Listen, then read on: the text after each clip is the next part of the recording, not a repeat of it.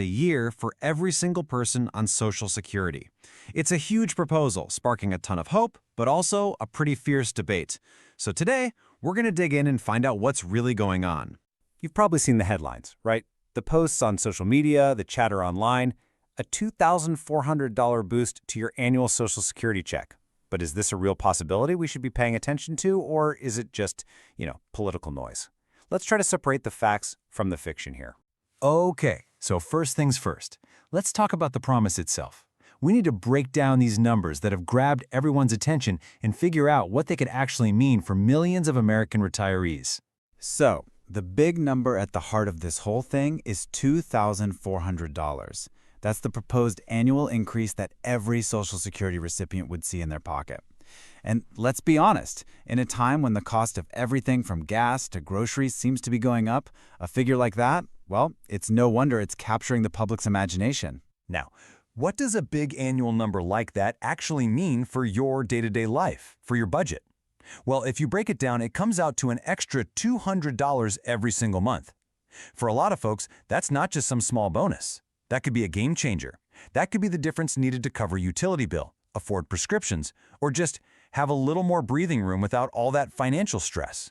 It's that monthly figure that makes this proposal feel so real and so appealing. So where did this idea even come from? It's not just a number somebody pulled out of thin air. It's actually rooted in a formal piece of legislation that's making its way through Washington, D.C. right now. The whole proposal comes from a bill called the Social Security Expansion Act. This is the official legislation that's been introduced in Congress, and its main goal is to make this increase a reality. And that's a really key point. This isn't just a talking point, it's a defined proposal with a very clear objective: boost benefits by $200 a month.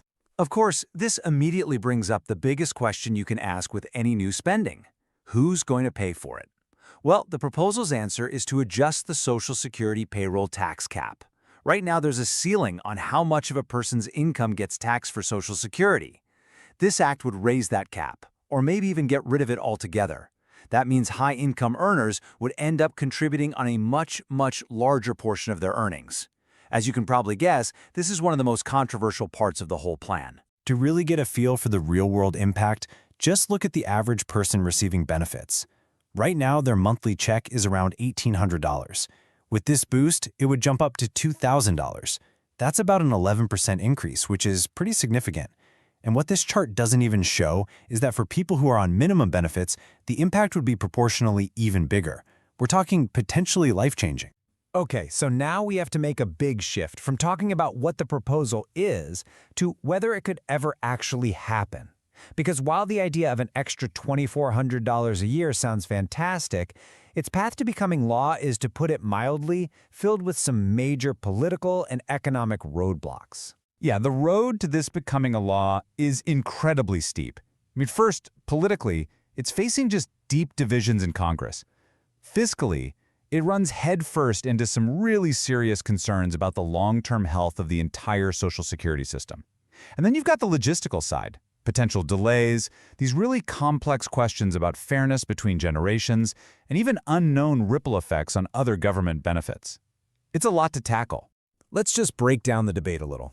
On one hand, supporters argue, pretty passionately, that this boost is absolutely essential to help seniors keep up with the rising cost of living. They also say, hey, putting more money into the hands of 70 million people, that would be a huge stimulus for the economy. But on the other side, you've got critics raising all sorts of alarms. They're saying it's fiscally irresponsible, and they're worried that injecting billions of dollars into the economy could actually fuel inflation. They also bring up that concern that it puts an unfair financial burden on younger generations who have to foot the bill. And this brings us to the elephant in the room: sustainability. Here's the thing. Even without this proposed increase, the Social Security Administration's own experts project that its trust fund is on a path to be depleted by 2034. That is a critical piece of context here. So the debate isn't just about whether we can afford a boost right now, but whether adding this massive new expense is even wise when the system's long-term future is already in serious trouble. It's also really important to manage our expectations about timing. Even in the absolute best-case scenario, the journey from a proposal to an actual payment in your bank account is a long one. A bill gets introduced, then it faces this lengthy, often really contentious debate in Congress. It would almost certainly be changed and modified through compromises. Only after all of that, maybe, it gets approved. And even then, implementation would probably be phased in over time. The big takeaway here? No one should expect to see an extra $200 in their check anytime soon. And you know, this quote from the source material really gets to the heart of the matter. This whole conversation we're having about a $2,400 boost is really a symptom of a much larger issue. The Social Security system as a whole is facing a crisis, and it desperately needs reform. The question isn't just about this one proposal, it's about how we're going to ensure the entire system stays solvent for our kids and grandkids. Okay, so with all this uncertainty floating around, what does any of this mean for your own financial planning? Let's step beyond the headlines for a minute and focus on what you can actually control. This is such a fundamental point, and it often gets lost in these kinds of debates. It's really worth remembering that when Social Security was first created, it was designed to be one part of a three-legged stool for retirement, right alongside personal savings and pensions. It was never ever meant to be the only source of income for retirees. And keeping that context in mind is absolutely essential for responsible financial planning. So, here are the actionable steps. What can you do right now? Number 1, stay informed. It's good to know what's being debated in Washington, but please do not base your financial plans on the assumption that this boost is a sure thing. Number 2, and this is the big one, continue your personal savings and investing for retirement. This is the part you have the most control over. And number 3, if you can, talk to a financial advisor who can give you professional advice that's tailored to your specific situation and your goals. And this final quote really just summarizes the core message for all of us, doesn't it? Relying on political promises is a really risky strategy for something as critical as your retirement. Taking proactive control of your own financial security, that is the most reliable path forward, no matter what happens in D.C. This whole debate has proven one thing for sure. Millions of seniors are struggling financially. But is another benefit increase the real long-term answer? Or is it just the temporary patch on a system that needs fundamental, deep reform to survive for the next generation? That is the real question for the future of Social Security. Today, we are really getting into the weeds on the future of supplemental security income, SSI. There are some huge proposals out there that could completely change the game for millions of people. We're talking bigger monthly checks and a massive jump in how much you're allowed to save. But when you peel back all the layers, all these proposals really come down to one single critical question. Is SSI, as it stands today, actually keeping up with the cost of living? This is the core problem we're going to unpack, because for almost 8 million people, the answer to that question really dictates their entire life. So let's just step back for a second. SSI was created, over 50 years ago, and it had a super clear mission: to be a financial safety net. It was designed to fight poverty, and for a while, it did its job. But over the years, a gap started to appear, and that gap has just kept growing, leaving the whole program and the people who rely on it falling further and further behind. Okay, so just to make sure we're all on the same page, what exactly is SSI? It's a really important federal program run by the Social Security Administration that gives a monthly income to adults and kids with disabilities, and also to folks 65 and older who have very little in terms of income and resources. And this right here is the absolute key to its original design. The whole idea from day one was that the payments would keep people right at the federal poverty line. Not way above it, sure, but definitely not below it. It was supposed to be a floor, a baseline of financial stability. And remembering that original goal is so important for understanding where things are today. So this idea of falling behind, it isn't just a feeling. It's not a hunch that things are getting tougher. It is a measurable, quantifiable gap. And the numbers, they tell a really, really clear story about the difference between the program's original promise and today's reality. Okay, let's start with the benchmark. For 2025, the official federal poverty line for one person is $15,650 a year. But nobody pays their rent once a year, right? So let's break that down by month. That comes out to $1,304. Remember that number. It's our baseline. Now let's look at what's actually happening for someone on SSI. The absolute maximum federal payment a single person can get in 2025 is $967 a month. That's the ceiling. You can't get $1 more from the federal government. So right off the bat, you can see those two numbers are not the same.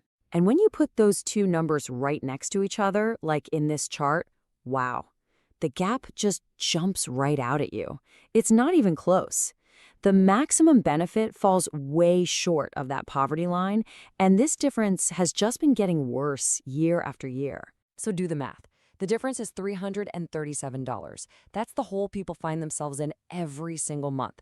To put it another way, the maximum SSI check is nearly 35% below the very poverty line it was created to meet. That is a massive gap to cover when you're on a fixed income. Okay, so that's the problem. It's a big one. But how do you fix it? Well, there are some pretty concrete plans being floated around. And maybe the biggest one is a piece of legislation called the SSI Restoration Act. It's designed to attack that income shortfall we just talked about head-on. And this proposal is getting a lot of attention. In the source material we looked at, one analyst put it pretty bluntly, saying the SSI Restoration Act, in my opinion, is a really, really good one. It checks literally all the boxes. So it's seen as this complete fix, not just some tiny little patch. So what are these boxes that it checks? Well, first and foremost, the Act wants to raise monthly benefits to 100% of the federal poverty line. That means, boom, an instant $337 a month raise for someone getting the max benefit. And this part is crucial. It would then tie or index those benefits so they automatically go up with the poverty line every year. That way, this gap can never open up again. The Act also tackles the marriage penalty, which can hurt married couples, and it wants to seriously raise those ancient asset limits, which we're going to talk about next. Okay, reality check time. This is really, really important to understand. The SSI Restoration Act is still just a proposal. Right now, it has not been passed by Congress. It's been introduced, it's being talked about, but it is not the law of the land. But, a bigger check is only half the story. There's another huge problem that's kind of baked into the system right now, and it has everything to do with saving money. Okay, so the asset limits for SSI, that's how much money you can have saved up, are stuck in a time warp. They haven't been updated in decades. Right now, the limit for one person is just $2,000. I mean, think about that. Your car breaks down, your fridge dies, you have one unexpected medical bill, that can wipe you out completely. It basically makes it impossible to build any kind of real safety net. So the proposed fix for this is, well, it's dramatic. The asset limit for an individual would jump from $2,000 all the way up to $10,000. And for a couple, it would go from $3,000 to $20,000. I mean, that is a night and day difference. Let's just pause on that individual number for a second. Going from $2,000 to $10,000, that's a 500% increase. We are not talking about a small tweak here. This is a massive shift in policy, basically admitting that the financial world of today is nothing like it was when these old limits were set. And what does that really mean for someone's life? It's not just about the numbers. It's about security. It's about having that peace of mind that comes from knowing you have a rainy day fund. It means you could actually save for an emergency without that constant fear of losing the very benefits you need to survive. Okay, so we've got these two huge ideas on the table, one to boost monthly income and one to raise the savings limit. But what does it all mean? How does a plan like this go from being an idea to being a reality? Well, it all comes down to the process in Washington. First, lawmakers have to introduce the bills, which, they've already done. After that, the bills have to get debated in committees and then eventually get voted on by both the House and the Senate. If, and that's a big if, a bill passes, then it goes to the Social Security Administration to actually put the changes into effect. But it's key to remember where we are right now. These are all still just proposals on paper. All right, so let's just do a quick recap of the whole shebang. We're talking about 4 big things. 1, bigger checks, with that $337 monthly boost to get up to the poverty line. 2, higher savings with that 500% jump in the asset limit. 3, fairer rules, getting rid of that penalty for married couples. And 4, future-proofing the system by tying benefits to the poverty line so this whole mess never happens again. When you step back and look at it, these proposals are really a total rethinking of what SSI is and what it does. They're trying to bring it back to its original promise of being a real anti-poverty safety net. But the million-dollar question remains, is there enough political will to make these big plans a new reality for the millions of Americans who rely on it? And that's what we'll all be watching. Today, we're jumping right into some huge proposals that are sitting in Congress as we speak. We're not talking about theories. These are actual bills that could put hundreds or even thousands of extra dollars directly into your pocket each year. So we're going to break down the exact numbers, go through all the different plans, and really dig into what this financial boost could look like for you. You know, this is something so many seniors feel. It's the sense that you've worked your entire life, you've done everything right, and now, in retirement, you just can't seem to get ahead. It feels like you're constantly running just to stand still. Well, today we're going to look at why that is. And more importantly, we're going to explore some real, tangible solutions on the table that could change that. And that feeling of running backwards, it's not just in your head. For millions of people, it's a cold, hard financial reality. And it's all driven by this gap that just seems to get wider and wider every year. The gap between what you get in your annual benefit increase and how much your everyday costs are going up. Let's actually break down the numbers. All right, so let's take a look at the most recent cost of living adjustment, or COLA. It was 2.5%. Okay, a little bump up. But at the exact same time, the Medicare Part B premium, something pretty much everyone has to pay, jumped up by 6.6%. So you've got one hand giving you a 2.5% raise, but the other hand is taking out 6.6% more for something you absolutely have to have. You can see how that raise disappears pretty fast. And that right there, that imbalance is the whole problem. When your biggest and most essential costs are climbing way faster than your income, any raise you get is just gone in a flash. For a lot of people, that little bump in their Social Security check was completely eaten up by the higher Medicare premium, which means they literally ended up with less money in their pocket than before they got the raise. They actually moved backwards. And look, this isn't just a bad year here or there. This has been happening for a long time. Over the last decade, this exact same situation, where costs just keep outpacing the adjustments, it is eaten away, literally eroded about 20% of your Social Security check's buying power. The dollar you got 10 years ago just doesn't go as far today. Not even close. So you might be wondering, haven't there been bills to help with this? Well, yes, but let's look at what actually happened. Not long ago, a major bill was passed that promised financial relief, but when you peel back the layers, you see it created a kind of tale of two different worlds for seniors. Okay, so this bill had some huge benefits in it. We're talking a $6,000 annual tax deduction, a massive change to the inheritance tax that lets people pass on up to $15 million tax-free, and a big deduction for state and local taxes. These are all significant financial benefits, for sure. But the real question is, who did they actually help? But here's the catch. The whole thing was built around tax deductions, and it turns out a massive 40% of seniors, well, they don't file taxes on their benefits because their income is below the threshold. So if you don't file taxes, what good is a tax deduction? It's worthless. For 40% of seniors, this big bill meant absolutely nothing. Zero. So if that didn't work for everybody, what's the alternative? How do you get real money directly into people's hands? Well, let's dive into the first major proposal on the table. And this isn't some complicated tax credit. It's a plan designed for a simple, universal, and immediate increase for every single person who relies on Social Security. This isn't some pie-in-the-sky idea. It's an actual bill, the Social Security Expansion Act, and it's sitting in Congress right now. It could be passed. And its purpose is really clear. Help seniors and other beneficiaries finally catch up with the rising costs that have been chipping away at their income for years. And the core of it is incredibly simple and direct. It would provide a $200 a month boost across the board. And when I say everyone, I mean everyone. This is for retirees, people on disability, those on spousal benefits, and survivor benefits. Everybody gets the increase. Now this is where you can really see the difference it would make. Think about it. The average COLA might give you an extra, what, 40 or 50 bucks a month?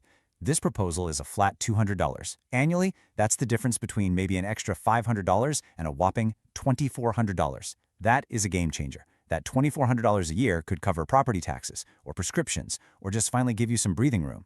Okay, so that first plan is a universal boost for everyone. But there's another proposal that takes a different tack. It hones in on the folks who are struggling the most, aiming to provide a real, life-altering lifeline for millions of seniors who are living on the absolute minimum. It's called the Social Security 2100 Act. And just like the last one, it's a real bill waiting for action in Congress. This one specifically focuses on the 30% of beneficiaries who are getting by on the minimum benefit, folks who are maybe trying to make ends meet on about $900 a month. I mean, it's a constant struggle just to keep your head above water. So get ready for this number. For this group, the proposed increase is a massive $660 every single month. And this isn't a temporary fix or a one-time check. It's a permanent boost to their income designed to completely change their financial situation for the better. Just look at the change here. Someone trying to survive on $900 a month would see their income jump to over $1,500. But more than just the number, this change would lift them completely out of poverty, up to 125% of the federal poverty level. That doesn't just help, it provides real stability and a chance to breathe, maybe for the first time in a long time. Okay, remember how we started this talking about that feeling of running backwards? Well, there's another proposal designed to stop that from ever happening again. It fixes the COLA itself by creating a minimum floor, a safety net, so you know you'll get a meaningful adjustment every single year. No more guessing. This chart shows you exactly what that means. So last year, the COLA was 3.2%. This year, it's 2.5%. With this new floor, your increase would never be less than 3.5%. If inflation is higher, great, you get the higher number. But you're always protected on the downside.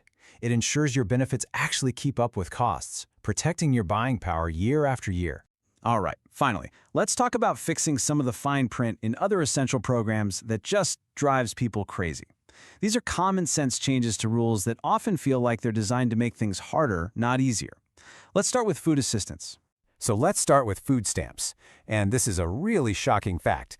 There are about 5 million seniors who are eligible for this help, but don't even bother applying. And why not? Because after all the paperwork and all the hassle, the minimum amount they get is so small, they just figure it's not worth the effort.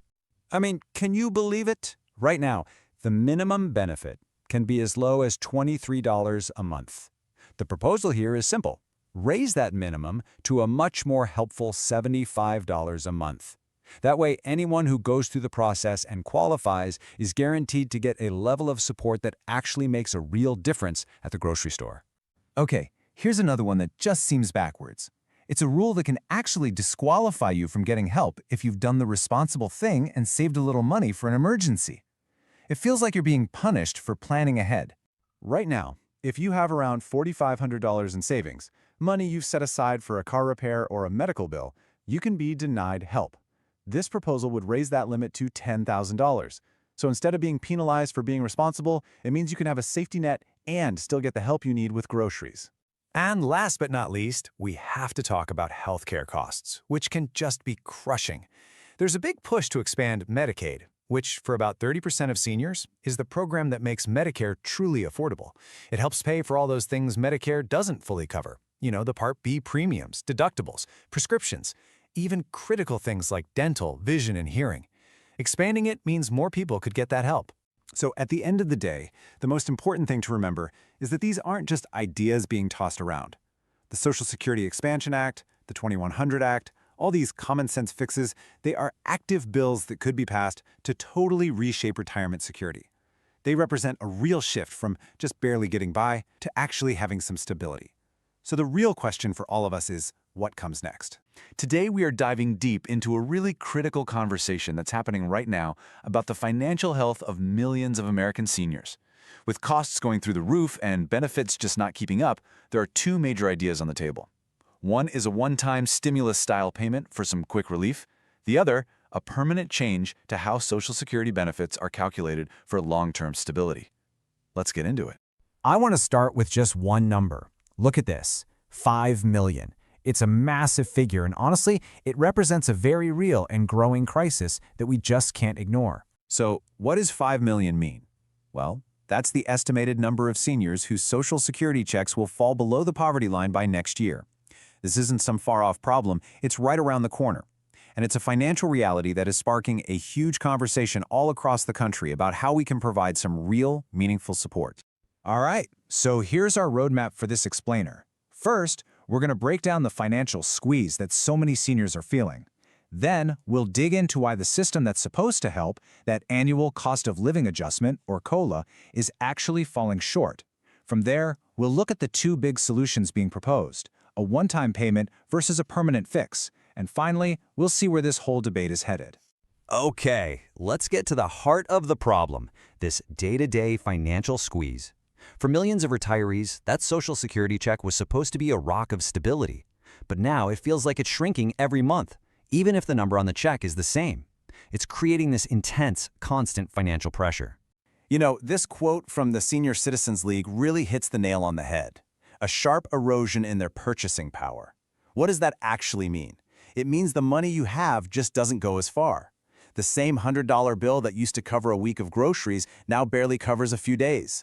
That gap between income and the actual cost of living is just getting wider and wider. And look, this isn't some abstract economic theory. It has real-world consequences. We're talking about seniors having to choose between paying their rent and buying medicine. We're talking about falling behind on home payments or stressing about the utility bill. And a huge piece of this puzzle, as the source material points out, is the sky-high cost of healthcare.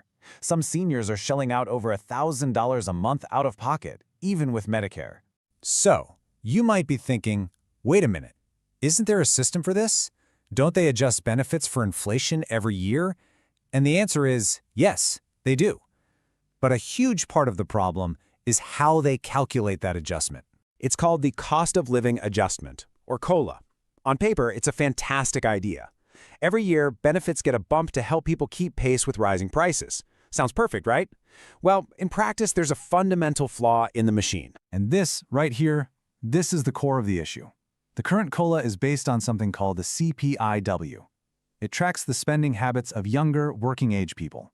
But think about it. The budget of a 35-year-old is completely different from a 75-year-old's, right? The current formula barely accounts for seniors' biggest expenses, especially healthcare. The proposed fix is to switch to the CPIE, an index designed specifically for the elderly. It would actually track what seniors spend their money on, which could lead to much more realistic benefit increases. And here's what that flawed calculation looks like in the real world. This year's 2.5% COLI increase? For a lot of people, it was completely eaten up by the jump in Medicare Part B premiums. So, the Social Security check got a little bigger, but another key expense grew right along with it. The end result? Zero actual increase in their spending power. They were left standing in the exact same spot. Okay, so since the current system clearly isn't cutting it, advocates are pushing for solutions. And the first major proposal is all about immediate impact, a one-time catch-up payment. Think of it like a targeted stimulus check just for Social Security recipients. The number that keeps coming up, the one recommended most often by analysts and experts, is $1,400. This is seen as a big enough payment to provide some real, immediate breathing room for folks who've fallen behind on bills or need to cover a major expense. Now, while the idea of a one-time check is gaining a lot of steam, the exact amount is still being debated. Some point back to a $250 payment made in 2009, but with today's costs, many experts are saying that's just not enough.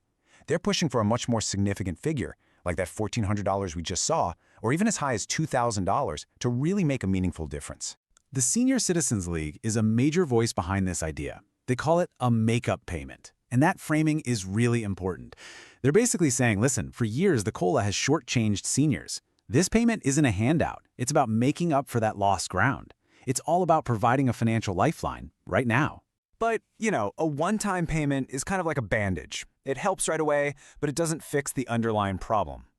And that brings us to the second major proposal, a permanent, structural fix to the COLA formula itself. And the support for this idea among the people it would actually affect is, well, it's absolutely overwhelming. A survey found that 96% of Social Security beneficiaries want to switch to the CPIE. That's not just a majority, that's a nearly unanimous call for a real systemic change. So, how would this actually work? Well, first, Congress would have to pass a law to officially adopt the CPIE. Right away, that new formula would start tracking the costs that seniors really face, like housing and out-of-pocket medical expenses. Since those costs tend to rise faster, the annual COLA would almost certainly be higher. This would mean that monthly checks wouldn't just get a tiny bump. They'd grow in a meaningful way year after year. And let's be clear, this is not a small tweak. According to analysts, switching to the CPIE could boost monthly benefits by an estimated $200 to $500 every single month. Let's make that real. If your current benefit is, say, $1,500 a month, this change could potentially push it to $1,700 or even $2,000. That's not a one-time check. That's a permanent raise to your monthly income, forever. So, we're at a crossroads, right? We have two very different approaches on the table. One is like a rapid infusion of cash to deal with the crisis we're in right now. The other is a deep structural reform designed to prevent this crisis from ever happening again. Let's break it down side by side. The one-time stimulus is all about immediate help, a big chunk of cash to help people who are drowning in bills today. The permanent COLA fix is about long-term security, a smaller but consistent monthly boost that ensures people's benefits actually keep up with their costs in the future. It's a classic debate. Do you solve the urgent problem of the present, or do you secure the future? And this isn't just talk. This debate has real political momentum. You have lawmakers from both sides of the aisle, people like Bernie Sanders and Bill Cassidy, all pushing for some kind of benefit increase. That bipartisan interest tells you just how urgent and widespread this problem has become. Which brings us to the one central question this entire debate rests on. What do seniors need most right now? Is it the immediate urgent relief of a one-time payment to help them catch up, or is it the lasting security of a permanent structural fix? That's the choice facing policymakers, and the decision they make will impact millions of lives for years to come. So if you're getting Social Security retirement or SSDI benefits and you're thinking about working, there are three numbers for 2025 that you've got to have on your radar: $1,620, $1,950, and $2,700. These are the official earnings limits, and if you go over them, it can directly affect your monthly payments. So let's break down exactly what they mean for you. You know, with the cost of living what it is, it makes total sense that a lot of people are thinking about working to bring in a little extra cash. But whether you're looking at a part-time gig or maybe starting a side hustle, it is so important to understand how that extra income can play with your benefits. And look, this isn't a small detail you can just brush over. The Social Security Administration has really specific thresholds for earnings. If you cross those lines, you could see your benefits get cut or even get a letter saying you don't qualify anymore. We're going to make sure you have all the info you need to avoid that headache. All right, so here's our game plan. We'll kick things off by talking about who these rules actually affect. Then, we're going to dive deep into the specific limits for SSDI and for folks who retire early, and that includes the special higher limit for blind beneficiaries. After that, we'll get into what actually happens if you go over the limit, and we'll wrap it all up with the key things you need to remember. Okay, first things first, let's get crystal clear on who needs to be paying attention to these earnings limits. And hey, even if you're not working right now, you'll want to stick around. This is the kind of info that's good to have in your back pocket just in case. So, to be 100% clear, the 2025 limits we're talking about today are for people getting Social Security retirement benefits or Social Security Disability Insurance, that's SSDI. Now, if you're an SSI or Supplemental Security Income beneficiary, these specific rules do not apply to you. SSI has its own totally separate set of rules for income. Trust me, ignoring these numbers is a risk you just don't want to take. The consequences aren't just a little slap on the wrist. They can have a huge impact on your finances and honestly, cause a ton of stress if you're not ready for it. So, what are we really talking about here? What's at stake? Well, you could see a huge chunk taken out of your monthly check, you could get that dreaded overpayment letter in the mail asking for money back, or, in a worst-case scenario, you could be told you don't qualify for benefits at all anymore. All right, let's get right to our first magic number. This one is the 2025 earnings limit for non-blind SSDI beneficiaries, and this applies to the vast majority of people who are receiving disability benefits. So here it is. The number to remember is $1,620 a month. If you're a non-blind SSDI beneficiary, that's your ceiling. It's the absolute max you can make in gross earned income before you start to put your benefits at risk. Now, this is a super important detail, and it's where a lot of people get tripped up. This limit applies to your gross income. That's the total amount you earn before they take out taxes or anything else, not what actually hits your bank account. So it doesn't matter if it's from a regular paycheck or a side hustle, it's that top line number that counts. When you earn more than that $1,620 limit, the Social Security Administration has a name for it: Substantial Gainful Activity, or SGA. If you're consistently hitting that SGA level, it can trigger a review of your case. Basically, the SSA might see it as a sign that you're able to work. This is a bit different from the trial work period, which has its own thing going on. But for ongoing work, SGA is the term to know. Okay, let's switch gears for a minute and talk about the rules for Social Security retirement beneficiaries. This is a whole different set of rules, and it's often called the earnings test. It's really aimed at people who decided to start taking their retirement benefits early. So this earnings test is specifically for you if you're getting retirement benefits, you're younger than your full retirement age, and you will not hit that age at any point during 2025. If you haven't started your benefits yet, then you don't need to worry about this. For this group, the limit for 2025 is a little higher. It's $1,950 a month. Now that number comes from an annual limit of $23,400. And while the SSA ultimately looks at your yearly total, thinking about it as $1,950 a month is the perfect guide for your gross income. Now, they call it the earnings test, but it's not really a test you can pass or fail. A better way to think about it is like a tripwire. If you stay below it, your benefits are totally fine. But the moment you go above it, that's when the reductions kick in. Okay, time for our third and final earnings limit. This one is different. It's a higher limit specifically for SSDI beneficiaries who the SSA classifies as legally blind. For SSDI beneficiaries who are blind, that gross monthly earned income limit for 2025 is significantly higher. We're talking $2,700 a month. And just like with the other SSDI limit, earning over this $2,700 threshold is, you guessed it, considered substantial gainful activity. The potential outcome is exactly the same. The SSA may take a closer look at your case to figure out if you still qualify for disability benefits. So we've gone through the three main limits. But what's the real story? What actually happens if you make more than that? This is where a lot of confusion comes in because the outcome is totally different depending on whether you're on retirement benefits or disability benefits. Let's break it all down. For all your retirement beneficiaries, the consequence is a very specific formula. The SSA looks at your total earnings for the whole year.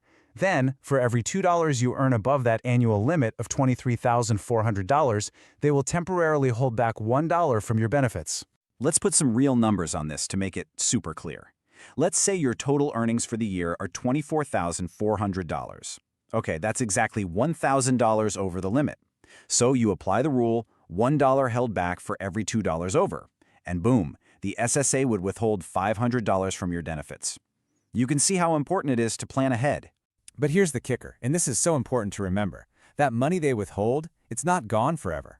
Once you hit your full retirement age, the SSA recalculates everything, and they give you credit for any of those months where money was held back. This actually leads to a slightly higher monthly payment for the rest of your life. So it's really less of a penalty and more like you're just pushing that money down the road to get it later. Okay, we have covered a lot of specific numbers and rules here. So let's take a second and boil it all down into the most important takeaways so you can plan out your year without any stress. Think of this table as your ultimate cheat sheet. Everything is right there, side by side. You can see the monthly limit for each type of beneficiary and what happens if you go over. This is a great thing to screenshot or just keep handy for reference. Really, the most important thing to take away from all this is to just be proactive. Make sure you know which of these limits applies to you, track that gross monthly income like a hawk, and if you have any questions, any doubt at all, just call the Social Security Administration. It is always, always better to ask for help beforehand than to get a nasty overpayment notice in the mail later on. At the end of the day, knowing these rules is all about empowerment. It gives you the power to make smart financial choices without guessing. So whether you decide to work right up to that limit, or maybe you decide working isn't for you right now, you can plan your year with confidence and, most importantly, avoid any of those unwelcome surprises. So, have you been seeing all those headlines buzzing about new stimulus checks for 2025? If you have, you're not alone, and yeah, it's pretty confusing. Are millions of us about to get more money or not? The answer? Well, it's not a simple yes or no. In this explainer, we're going to cut through all that noise and give you the real story. Let's just get right to it. The big question on everyone's mind. Are new stimulus checks actually coming in 2025? Well, the short answer is, it's complicated. You see, the headlines you're reading are actually blending two totally different stories. One is a nationwide proposal that's, well, it's far from a done deal, and the other is a confirmed payment, but only for people living in one specific state. So, to make this all make sense, here's how we're going to break it down. First up, we'll untangle all this news and separate these two different payments. Then we're going to do a deep dive into that proposed federal payment. After that, we'll look at the major hurdles and the public debate that's swirling around it. Then we'll switch gears and talk about New York's confirmed refund. And finally, we'll wrap it all up with what this actually means for you. All right, let's dive in. The absolute most important thing to get your head around is that we're talking about two completely different things here. A potential plan for the whole country and a definite payment for one state. To really understand what's going on, we have to look at them separately. Okay, so here it is, the heart of all the confusion, laid out side by side. On one hand, you've got this proposed federal tariff rebate. That's a nationwide idea, but key word there, it is not law yet. On the other hand, we have the New York State refund. This one is confirmed and approved, but it's only for New Yorkers. Let's start by unpacking that nationwide proposal first. So let's zoom in on the one that's really grabbing all the headlines, the proposed federal payment. This is the one that could, in theory, reach low and middle income folks all across the country. But as you're about to see, a whole lot has to happen before that becomes reality. So where did this idea even come from? Well, it was floated by former President Trump, and he called them tariff rebate checks. The whole concept is to take the money that the government makes from tariffs, those taxes on goods brought in from other countries, and then give that money directly back to low and middle income Americans. It's basically a form of economic stimulus. Of course, the big question is, who would actually get this money? It's not for everyone. The proposal has some really specific income rules to figure out who would qualify. So let's break down exactly what those numbers are. So for a single person, the magic number is $75,000 a year. If you make that much or less, you'd qualify. And this is a really important point. This would include people who are on Social Security or other federal benefits, as long as their total income stays below that $75,000 line. And if you do fall under that income cap, the proposal says you'd get a one-time check for $600. Pretty straightforward payment for those who meet the criteria. Now, what about married couples who file their taxes together? Well, the math is pretty easy here. You just double it. The income limit would jump to a combined $150,000, and a qualifying couple who meets that income level would get a payment of $1,200, again, if this plan actually becomes law. But wait, there's a little more to it. The proposal, which was put together by Senator Josh Hawley, doesn't just stop with adults. It also includes an extra $600 for every child. So think about it. A qualifying family of 4 could actually see a payment of $2,400. The plan also mentions a phase-out, so the payments would gradually get smaller for people who earn a little bit over the limits. Okay, this next part is so important, and it's what a lot of the headlines are just skipping over. This is all just a proposal. I have to say it again, it is absolutely not guaranteed money. This plan has to go on a really long journey through Washington before it could ever become a reality, and it's already sparking a ton of debate. And, that journey to becoming a law is a tough one. Any bill like this has to clear 3 huge hurdles. First, it has to be debated in Congress. Then, it has to be passed by a vote in both the House and the Senate. And only then, if it makes it that far, can it be signed into law by the president. It's a really difficult path with no guarantee of success.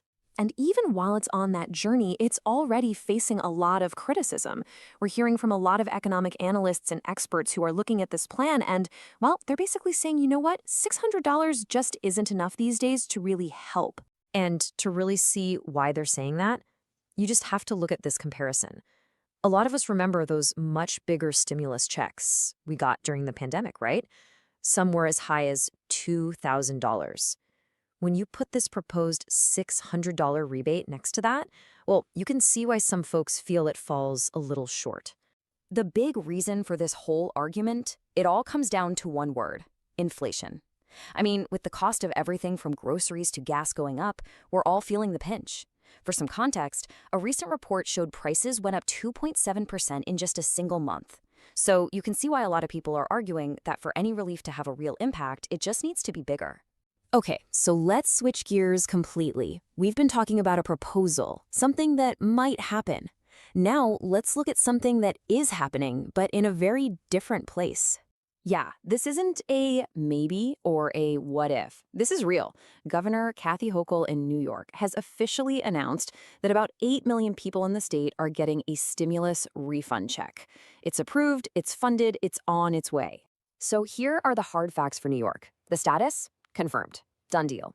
The amount is going to be somewhere between $200 and $400. Now, the whole point is just to give folks a little bit of a cushion against that high cost of living. Is it going to change your life? Probably not. But could it help with groceries for a week or two? Absolutely. And for millions, that's real, tangible help. All right, so we've looked at the big national what if and the very real New York payment. So what's the bottom line for you? Let's boil this all down to the key takeaways you really need to remember when you see these stories pop up. Okay, here's what you need to remember. First, that federal check for $600 to $1,200, it's just a proposal right now. Nothing is set in stone. Second, that $200 to $400 check in New York, that is confirmed, but, and this is a big but, it is only for New York residents. For either one of these, your eligibility comes down to your income and your location. And finally, don't forget that national plan has a huge mountain to climb politically. And this whole thing really leaves us with a much bigger question, one that's at the very heart of this national conversation. In an economy where costs keep rising for everybody, what is the right amount of economic relief? Is a smaller, more targeted payment the way to go? Or do people need something more substantial to really help them stay afloat? It's a tough question, there's no easy answer, and you can bet we'll be hearing a lot more about it. You've probably been hearing the whispers, the chatter about another potential stimulus check. Well, guess what? It's not just talk anymore. A brand new proposal is officially on the table, and it's for a $600 payment to millions of Americans. So let's get right into it and break down exactly what this so-called tariff rebate is, where the cash would come from, and, the big question, how likely is it to actually land in your bank account? So let's cut to the chase. The headline news is this. Senator Josh Hawley, with a public thumbs up from President Trump, has introduced a new plan for a $600 tariff rebate check. Now that's the starting number, but as you'll see in a minute, some families could actually get quite a bit more. This is really the first serious proposal for direct payments that we've seen in a while, and believe me, it has a lot of people talking. But you gotta ask, right? Why now? I mean, it's 2025. Well, the answer really comes down to the immense economic pressure that so many Americans are still feeling every single day. Let's take a closer look at the numbers that are really driving this whole conversation. All right, so check out the latest inflation numbers. After sitting at about 2.5% for 2024, the annual rate just ticked up to 2.7% this past June. Now, I know what you might be thinking. 2.7%? That doesn't exactly sound like a crisis. But it's the story behind the number that really matters. It's this upward trend that people are absolutely feeling in their wallets. And this right here, this is where you can see that huge disconnect between the official numbers and real life. A recent Gallup report found that grocery prices have skyrocketed by a staggering 21%. Now compare that to the annual cost of living adjustment. That's the COLA increase that folks on Social Security, SSI, or VA benefits got. Their increase was just 2.5%. Think about that. When the price of your food goes up by 21%, but your income only goes up by 2.5%, that is a serious, serious financial squeeze. This quote just hits the nail on the head, doesn't it? It perfectly captures that feeling that the data on paper doesn't always reflect the reality of what families are actually going through. It's this gap, this huge chasm between the government's official stats and the crushing reality of rising costs that's really fueling this whole call for more relief. Okay, so the multi-billion-dollar question is, where would the money for these checks actually come from? Well, the plan is to fund them using revenue from something called reciprocal tariffs. In simple terms, these are just taxes that the U.S. government puts on goods being imported from other countries. According to President Trump, the U.S. is pulling in billions and billions from these tariffs, and he's basically said, hey, this is the perfect time to turn that money around and give it back to low- and middle-income Americans. All right, so we've covered the why. Now let's dive into the how. What are the nitty-gritty details of this tariff rebate plan? Who exactly would get a check, and how much could they expect? Here's how it's all supposed to break down. If you're a single adult making less than $75,000 a year, you'd get the full $600. For a couple filing their taxes together and making under $150,000, that payment doubles to $1,200. And here's where it gets really interesting for families. Each qualifying child would also get a payment. That means a family of 4, under that same $150,000 income level, could see up to $2,400. Now, if you earn over the limit, the payment gets reduced by 5%. It's pretty clear this is aimed squarely at helping low- and middle-income households. The plan also answers a really important question. What about people who might not have a formal income on paper? Well, it creates specific exemptions. Seniors, people with disabilities, and full-time caregivers wouldn't be subject to those income limits. This is a huge deal because it helps make sure some of the most vulnerable groups get the full payment, no strings attached. Okay, let's pump the brakes for just a second. It is absolutely crucial to remember that for now, this is just a proposal. It was actually introduced super quickly after President Trump first mentioned the idea, which kind of surprised a lot of people in Washington. And it faces some major hurdles before any of us see a dime.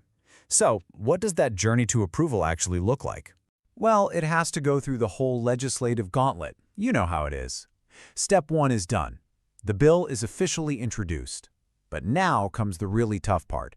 It has to be debated, probably picked apart, and then eventually voted on. And that right there is the biggest hurdle of all. For this to become law, it needs to get a yes vote in both the House of Representatives and the Senate. If it can somehow clear that massive obstacle, it then goes to the president's desk. And since it was his administration's idea, a signature is pretty much a given. But honestly, getting it through Congress is the real challenge here. So while all of that political maneuvering is going on, a completely different conversation is already heating up. Let's say it does get approved. A lot of people are asking a very simple but powerful question. Is $600 really enough to make a difference? And this has kicked off a pretty significant debate among analysts, experts, and just regular folks. This whole debate really boils down to two numbers. On one side, you have the official proposal for $600. But on the other, you have a pretty loud and growing group of people, analysts and citizens alike, arguing for a much bigger payment, something closer to the $2,000 checks we saw during the pandemic. Their point is simple. Given the kind of economic pressure we just talked about, $600 is just not enough to provide real, meaningful relief. And the argument for that bigger check ties directly back to where the money is coming from. The people pushing for $2,000 are pointing to the statements that the U.S. has brought in billions, maybe even trillions, in investments and tariff money. So their thinking is pretty straightforward. If all that money is sitting there, why isn't it possible to send out a much larger check to help Americans who are really struggling? And so that's where things stand today. We have a real concrete proposal for $600 that's just starting its journey through a very complicated political process. At the same time, a passionate debate is raging about whether that amount even begins to meet the needs of the moment. As this all moves forward, the central question is going to be, what amount will actually provide real relief to Americans feeling the pinch? We'll be watching this one closely. All right, if you're one of the tens of millions of Americans who get Social Security, there's a new proposal making some serious waves that you really need to hear about. An advocacy group is pushing hard for a pretty significant, one-time payment for everybody who gets benefits. So in this explainer, we're going to break down exactly what this proposal is, why it's even on the table right now, and what it could all mean for you. So let's just cut right to the chase. The number at the very heart of this whole conversation is $1,400. Now, this isn't some new monthly increase or a tiny adjustment we see every year. Nope, this is a proposal for a single, direct payment. The whole point is to provide some immediate financial relief. It's a pretty big number, and it's meant to tackle a financial strain that, according to proponents, has been building up for years now. So who would actually get this money? Well, the proposal isn't just for one small group. It's designed to cover absolutely everyone who receives Social Security benefits. That means retirees, of course, but it also includes folks on Supplemental Security Income, that's SSI, and Social Security Disability Insurance, or SSDI. The whole idea is to give a big, broad-based boost to all beneficiaries who are trying to make ends meet on these fixed incomes. Okay, so why now? Why this big push for a $1,400 payment all of a sudden? Well, the answer really gets into a long-running debate over something called the COLA, the Cost of Living Adjustment. The people behind this payment argue at the system we're using right now to adjust benefits for inflation, well, they say it's fundamentally broken and that millions of people are falling further and further behind because of it. Every year, Social Security benefits get a little bump, a percentage increase, to help people keep their buying power as the prices for, well, everything go up. That's the COLA. And in theory, it sounds like a perfect system, right? If your rent, your groceries, and your gas all get more expensive, your benefits should go up to match. But, and this is a big but, the core argument of this new proposal is that in the real world, it's just not working that way at all. The main voice you're hearing behind this push is a nonpartisan group called the Senior Citizens League, or TSCL for short. For years, they've been making this case that the annual COLA increases are, to put it simply, just not enough. They argue there's this growing gap between the benefit increases people get in their checks and the actual real-world inflation they're facing, especially for the big things like housing, food, and of course, healthcare. And this right here gets to the technical, kind of nerdy heart of the problem. See, the current COLA is calculated using something called the CPIW. It basically tracks the spending habits of younger, working-age people in cities. But critics, like the TSCL, say that's a huge flaw. Why? Because the spending habits of a 40-year-old office worker are completely different from a 75-year-old retiree.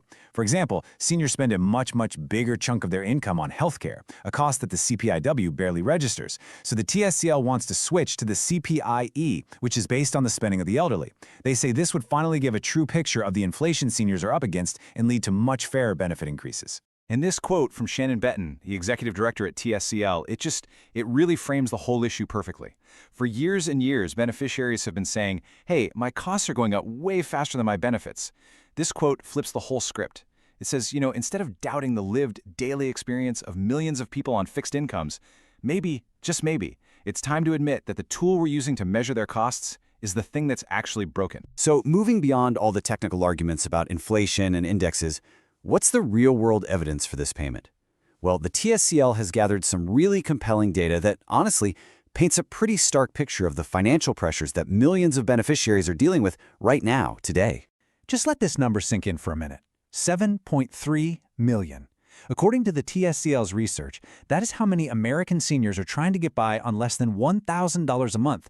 That's not just a low number, it's below the federal poverty line. And as the organization points out, in most cities, that's less than what you'd pay for just a modest apartment, let alone food, utilities, medicine, everything else. This is the reality that's fueling this urgent call for relief. And this dependency it's absolutely key to understanding the problem. For so many people, Social Security isn't just a little extra check to help out. It's their entire livelihood. This research shows that for nearly 4 out of every 10 beneficiaries, Social Security isn't just part of their income, it is 100% of their income. So when that's your only source of money, even a small gap between your benefit increases and the rising cost of living can be completely devastating. And when you look at the opinions of the beneficiaries themselves, the message is crystal clear. A survey by the TSCL found just overwhelming support for changing how the COLA is calculated. We're talking 96% in favor of using an index like the CPIE that actually reflects their spending. The survey also found that 1/5 of seniors are spending over $1,000 a month just on healthcare. And maybe the most telling part, 4 out of 5 felt that inflation was way higher than the official numbers the government was reporting. So this isn't just a policy debate, it's this widespread feeling of being left behind. Now, it's really important to understand that this whole idea of a direct payment isn't just coming out of thin air. There's actually a history of the federal government providing this exact kind of direct assistance. This $1,400 proposal is really part of a much bigger ongoing conversation about how we can strengthen Social Security benefits for everyone. If you look back, you can see some really clear examples. Back during the Great Recession in 2009, the government sent out $250 economic recovery payments to people on Social Security and SSI. And of course, much more recently, during the pandemic, millions of us got those economic impact payments, the stimulus checks. The TSCL points to these examples as proof that when things get economically uncertain, the government can and has stepped in with direct financial help. This new proposal fits right into that pattern. And this proposal for a one-time payment, it's not the only idea out there for boosting benefits. Not by a long shot. There have been several other pretty big plans discussed recently. For example, Senators Bernie Sanders and Elizabeth Warren brought back the Social Security Expansion Act. That's a bill that would increase benefits by $2,400 a year, so $200 every month. And similarly, during his 2020 campaign, Joe Biden also proposed a $200 per month increase. This all just goes to show that the push for a $1,400 check is part of a much wider call from a lot of different people to provide more substantial support. So with all of this context, you've got the flawed COLA, the real financial hardship, the history of these kinds of payments, and all these other proposals floating around, we finally get to the big question. We have this compelling proposal on the table, so what happens next? Where does this whole idea go from here? Okay, this right here is the most important thing to clarify right now. The $1,400 catch-up payment is a proposal from the Senior Citizens League. It is not a bill sitting in Congress, and it is definitely not a law. It's an idea that's being pushed by a very influential advocacy group to spark a conversation and, frankly, to put some pressure on lawmakers. The goal is to get this concept onto the legislative agenda, but as of today, that's what it is, a proposal. So let's do a quick recap of the key takeaways from all this. First, a major advocacy group, the TSCL, is pushing for a one-time $1,400 payment. Second, this is a direct response to the cost of living adjustments that they say just haven't kept up with real-world inflation for seniors. Third, their case is backed up by some pretty stark data on financial hardship. And finally, this kind of direct payment isn't new. It has been used before during tough economic times. And that leaves us with this final really crucial question. This $1,400 proposal, it's a potential short-term fix for a very long-term problem. And whether this specific plan ever moves forward or not, the underlying issues, how do we accurately measure inflation for seniors? How do we make sure benefits provide a dignified standard of living? Those questions aren't going away. It really forces all of us to think bigger. As our economy keeps changing, how does this fundamental pillar of our social safety net need to evolve right along with it? So let's talk about something you've probably heard a lot about, this idea of giving every single person on Social Security an extra $200 a month. I mean, on the surface, it sounds amazing, right? A huge boost for millions of people. But, as we're about to find out, when you dig into the details, it gets a whole lot more complicated. All right, let's get into it. This one quote really just sums up the whole thing perfectly. It's a plan that comes from a really good place, trying to help folks who depend on Social Security. But it's also got this giant, fundamental flaw that makes it, well, almost impossible to actually do. So the big question we're going to tackle here is, what's the good part? And what's the really, really flawed part? And maybe, just maybe, is there a better way to do it?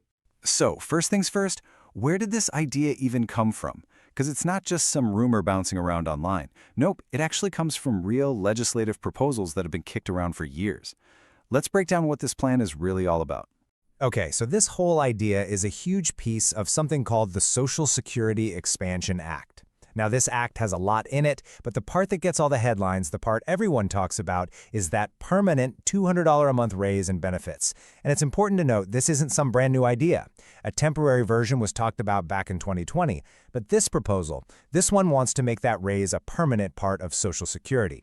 Now let's be super clear about what this means for an individual. That $200 every month adds up to an extra $2,400 over a year.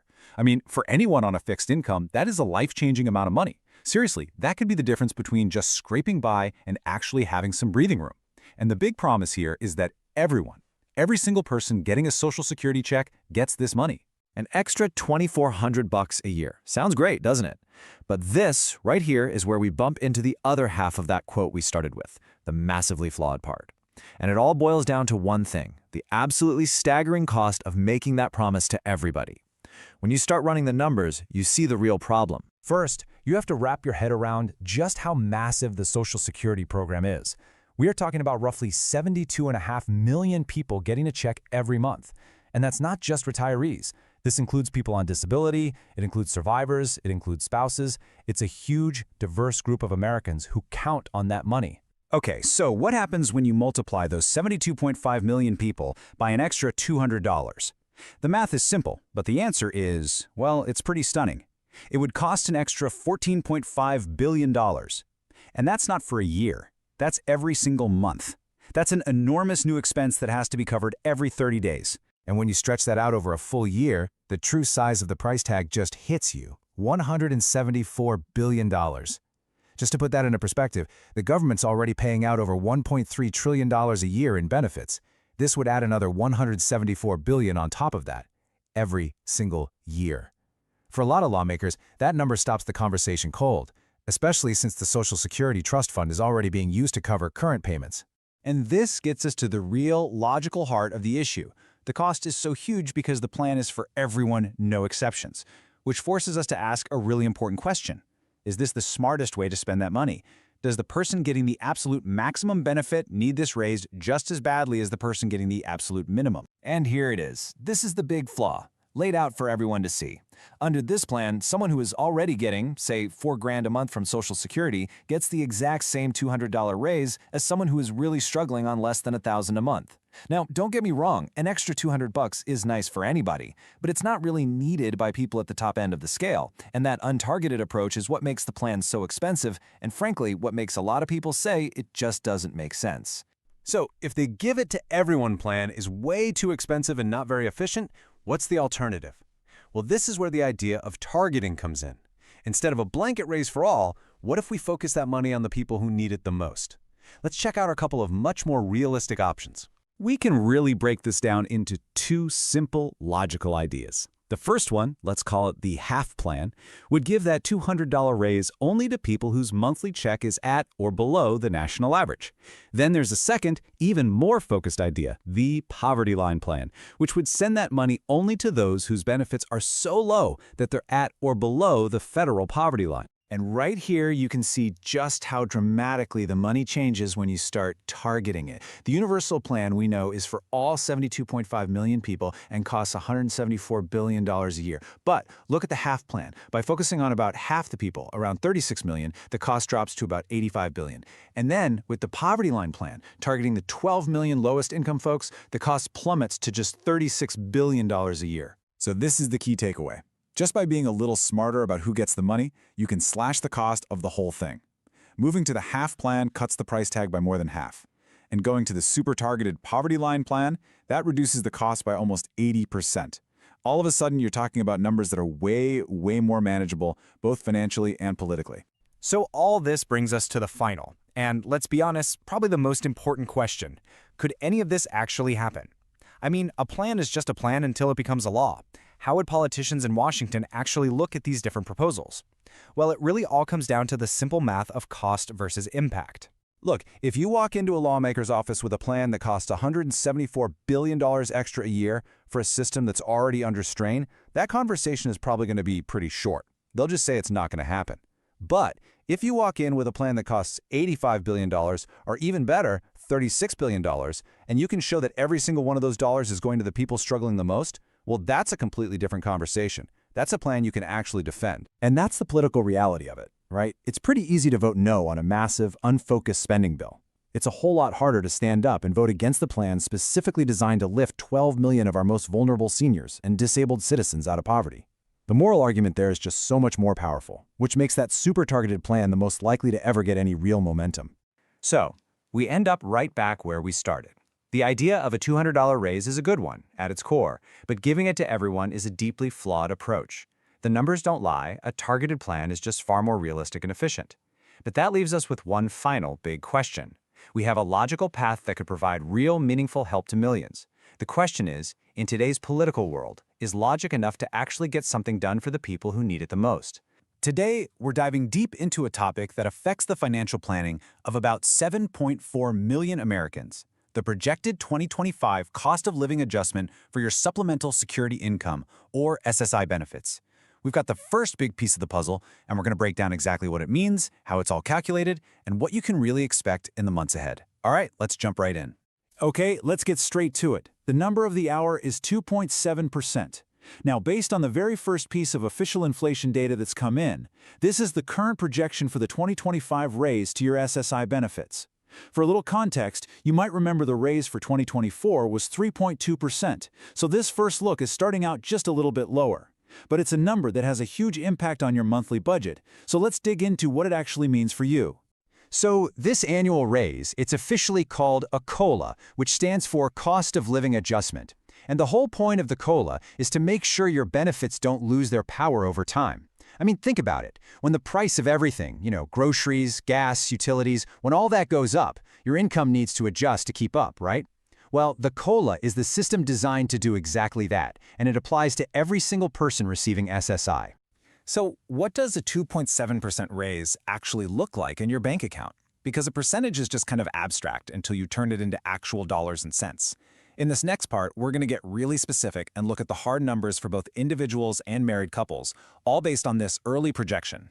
Okay, for an individual, the current maximum federal SSI payment is $967 a month. If we apply this projected 2.7% COLA, we're looking at a monthly increase of $26. That brings the new max up to $993. And what's really interesting here is just how close that is to that big psychological milestone, $1,000. It just makes you wonder, will the final numbers be enough to push it over the line? Now let's take a look at the numbers for married couples. When both partners are eligible, the current maximum is $1,450 a month. With that same 2.7% projection, that would mean a $39 increase, which would raise the new monthly benefit to $1,489. Again, these are the concrete dollar amounts we're looking at with the data we have right now. So, where does this 2.7% number actually come from? I mean, it's not just some arbitrary number they pull out of a hat. There's a very specific formula that the Social Security Administration has to use, and it's all based on very specific economic data. So let's pull back the curtain and see how the engine for this whole process really works. So, the heart of the calculation comes down to a specific government measure of inflation. It's called the Consumer Price Index for Urban Wage Earners. Yeah, it's a mouthful, so we just call it the CPIW. But here's the most important part. They don't use the inflation numbers from the whole year. The law specifically says the calculation uses only the average inflation from the third quarter of the year. That means just the data from July, August, and September. And that is exactly why this is just a projection. It's kind of like we're trying to figure out the average temperature for the summer, but we only have the data for June. We have the inflation report for July, that's done, but we're still waiting for the August numbers, which we'll get in mid-September, and then the final piece of the puzzle from September, which comes in mid-October. Only when they can average all 3 of those months will we get the final official COLA. This brings us to what is, without a doubt, the most important point in this entire explainer, and I really can't overstate this. All the figures we've been talking about, the 2.7%, the $26 increase, the $39 increase, they are all preliminary. They are not a promise, and they are almost certain to change. Let me be as direct as I can here. None of this is guaranteed. These numbers will change. You see, even tiny little fluctuations in inflation during August and September can cause that final COLA to tick up or down. If an inflation report comes in hotter than expected, the raise could go higher. If a report comes in cooler, well, it could bring it down. So just to recap the key reasons you have to be cautious, we're working with incomplete information here. The whole calculation is based on an average, and we only have one of the 3 numbers we need to figure out that average. The final official announcement won't come until October, after all 3 months of that third quarter inflation data have been collected and analyzed. So, given that this is all just a projection, what does this mean for your financial planning? And what should you be watching for? Understanding the context around these numbers is just as important as the numbers themselves. Now, there's this disconnect that a lot of people feel, and it's a really important part of this whole conversation. The official inflation number, that CPIW, it might say one thing, but the reality at the grocery store or on your utility bill, well, that can feel very different. There's a really common feeling out there that the cost of essentials is going up much faster than the official data shows. So while the COLA is tied to that official number, this gap between the data and daily life is key to understanding the full picture. So, the crucial point and the main takeaway here is this: the game is not over. Not by a long shot. The most important events are still to come. Those inflation reports for August and September, those are the data points that will decide the final outcome. All eyes are going to be on those releases in the coming weeks because they are what will determine the actual raise that millions of SSI beneficiaries will see in their checks starting in January 2025. And so we're left with this really tantalizing question.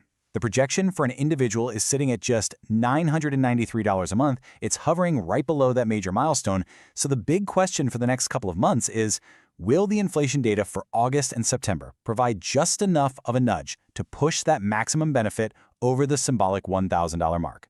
That's the key question we'll be watching, and we will be back with the answer as soon as those final numbers are in. The 4th stimulus check. It's everywhere, right? And with all that talk comes a ton of questions, and honestly, a whole lot of confusion. Is this thing for real? How much are we even talking about? And the big one, when could you actually see that money? Well, today, we're going to cut through all that noise, we're going to lay out the facts so you know exactly what's what. And that brings us right to the single biggest question that is on literally everyone's mind. You see it in every comments section. When are we gonna get it? It's such an urgent question for so many people, so let's just tackle it head on, right now. Normally we might kind of build up the suspense, save the big reveal for later, but not today. We are going to answer this million-dollar question immediately because, frankly, it is the most important piece of this entire puzzle. And here it is, the most honest, the most accurate answer anyone can possibly give you right now. Ready? We don't know. Simple as that. Despite everything you might be seeing online, all the clickbait, all the promises, the truth is nobody knows for certain when or even if a new payment is actually going to get approved and sent out. And this is exactly why you have to be so careful. I mean it. If you see someone online, anyone, claiming they have a specific payment date, you should be extremely skeptical. Right now, any exact date is just pure guesswork because the wheels of government just haven't turned that far yet. Okay, so now that we've kind of set some realistic expectations about the timeline, let's get into what is actually on the table. This isn't just some vague idea floating around in the ether. There is a real, concrete proposal out there with a specific name and everything. The official name is the American Worker Rebate Act of 2025. This is a real piece of legislation, a formal bill that was introduced in the Senate by Senator Josh Hawley. So it's not a rumor. Having a formal proposal is a huge deal because it means there's something tangible for lawmakers to actually debate, maybe amend, and hopefully vote on. And this brings us to the number you've probably seen popping up everywhere, $600. Now, that's the base amount being proposed for each eligible person. But what's really fascinating here isn't just the number itself. It's where that money comes from and where that number could go. So here's the really unique part of this proposal. The money for these checks would actually come from revenues collected through tariffs on foreign goods. The bill states the payment would be no less than $600. What that means is, if those tariff revenues start to grow, the final payment could actually go up. It's a floor, not a ceiling, which is a pretty interesting twist. You know, we get a ton of questions about who would get this. People are always asking, when will folks on SSDI get it? Or what about seniors? Well, this particular proposal is designed for the general population. It's not aimed at one specific group. So if it were to pass as it's written today, all eligible people would get their payment around the same time. Okay, so we've got a real proposal with some pretty specific details. But how does an idea like this go from a piece of paper to an actual law that results in a check in your bank account? Well, it has to navigate the very, very complex world of Congress. For a bill like this to actually become a law, there are really three main ways it can happen. Three paths it can take. First, it could pass all by itself as a standalone bill. That's pretty tough to do. The second option, and you see this happen in Washington all the time, is it gets tacked onto another much bigger piece of legislation, something that has to pass, like the federal budget. Or third, it could get ruled into what they call a reconciliation bill. That's a special kind of budget bill with rules that can, make it a little easier to get through. So when could all this happen? This timeline here lays out the key moments to watch for. Now, let me be super clear. These are not payment dates. Think of them more as opportunities, legislative windows, like that federal budget deadline or a reconciliation period. These are the moments when a proposal like this one could get attached to a bigger bill and actually start moving forward. So these are the times you'll want to pay attention. Whew, we have covered a lot. The what, the how, and the when, or I guess the when we just don't know. So let's pull this all together. Let's summarize the absolute most important things you need to take away from all this. Okay, let's just boil this down to the four key things. Number one, yes, a real proposal for a $600 plus check is really out there. Two, it has an official name, the American Worker Rebate Act. Three, the timeline is the biggest mystery of all. Nobody has a confirmed date for you. And four, there are these specific opportunities, these legislative windows in the next few months where this whole thing could be debated and maybe passed. So what does this all mean for you right now? Well, it really means we're in a waiting game. And I know, hearing be patient is not easy, especially when money is tight. But honestly, the best thing to do right now is to keep an eye out for official news. News that comes directly from the lawmakers who are actually working on this, not from some random online rumor. And that really leaves us with one last thing to think about. If you zoom out from this one specific bill, the fact that we're even still having these conversations is, well, it's pretty significant. The bigger question here is probably this. What does this whole ongoing debate about sending money directly to people tell us about the future of our economy, about how we approach financial support as a country? It's definitely something to chew on. All right, listen up, because for millions of Americans, tomorrow is a really big deal. We're talking about those crucial Social Security payments that are about to hit bank accounts. So in this explainer, we're going to break down exactly what that means, not just for you, but for the whole economy. Okay, let's get right into it. So what's the magic number everyone's talking about? It's this, $1,800. You're probably seeing this figure pop up, and for good reason. It's a huge financial moment for millions of people who have been, waiting on this. Yep, you heard that right. The Social Security Administration has given the green light, and these average payments are scheduled to start rolling out tomorrow. And look, for so many families, this is not just another check. It's not just a date on the calendar. This is the money that literally keeps the lights on, puts food on the table. It's what pays for essential medications. It's that important. Okay, let's pause for a second, because it's really important to understand what this number actually is. That $1,800 figure, that's the average monthly benefit for retirees. And the key word there is average.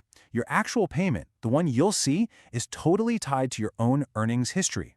So yeah, a lot of checks will be around that number, but some folks will get more and some will get less. It's personal. So who's actually covered by this? Who's getting these payments? Well, we're talking about a pretty wide net of Americans. You've got retirees and seniors, obviously, folks who have paid into the system their entire working lives, but it also includes beneficiaries of Supplemental Security Income, that's SSI, and Social Security Disability Insurance, or SSDI. Okay, this leads us to probably the biggest question on everyone's mind, right? When are you actually going to see that money in your account? It's not like the Social Security Administration just flips a switch and everyone gets paid at once. No, there's a very specific system they use. So how does this whole schedule work? It's actually pretty clever. For retirees and folks on SSDI, it's all based on your birthday. It's simple. If your birthday falls between the 1st and the 10th of the month, you'll get your payment in the 2nd week.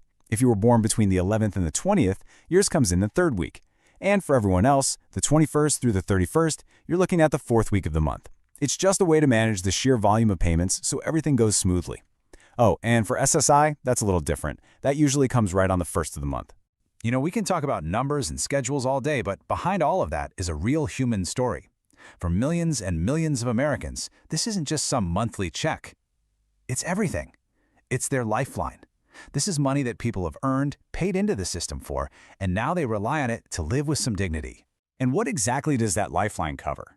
Think about it. For a lot of people, every single penny of this check is already accounted for before it even shows up.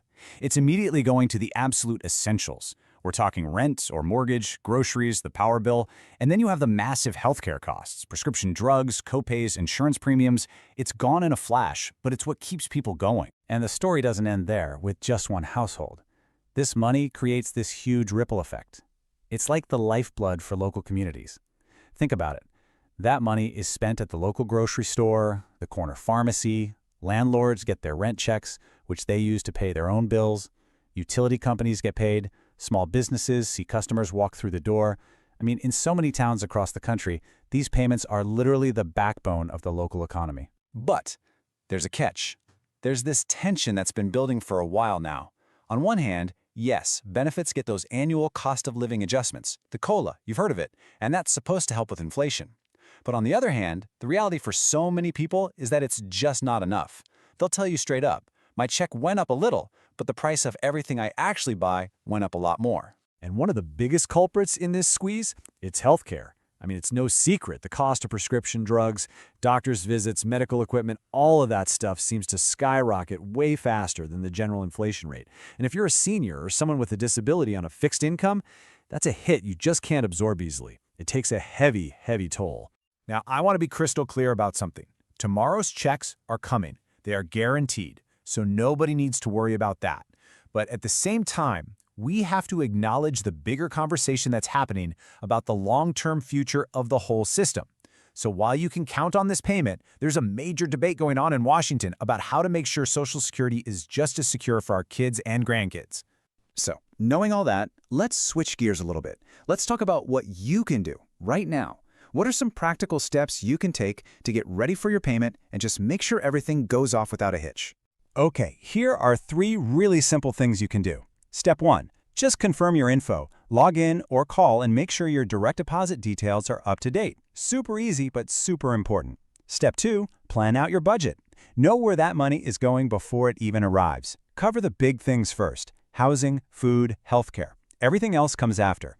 And step 3, if you can, and I know it's tough, try to save a little. Even a tiny amount, like $20 or $30 a month, can be a lifesaver when some unexpected bill pops up out of nowhere. So, as these checks land in bank accounts, they're bringing some much-needed relief and stability to millions of people right now. But it also forces us to look at the bigger picture, to ask that really important question. This payment is a lifeline today, for sure, but how do we, as a country, make sure that this system can provide that exact same stability, that same lifeline for generations to come? It's a question that really affects every single one of us. Today, we are diving deep into a number that millions of you are waiting for. The very first official projection for the 2025 Social Security and SSI benefit increase. We're going to get into the exact dollars and cents, what it all means for your monthly planning, and, importantly, why this number is just the starting point. Okay, let's just get right to it. The number you came here for, 2.7%. As of right now, this is the working projection for next year's cost of living adjustment, the COLA. This is the figure that's going to determine the raise for tens of millions of people in 2025. Now, you gotta understand, this isn't just some random number pulled out of thin air. This is our first real look based on actual official data at how much benefits are likely to go up next year. It's the first piece of the puzzle. So you might be wondering, where in the world do they get 2.7%? Well, it's not a guess.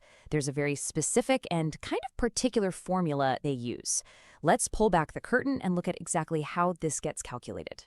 Okay, this is absolutely key. The COLA isn't based on the general inflation numbers you hear about on the news every night. Nope. It's tied to something very specific called the CPIW.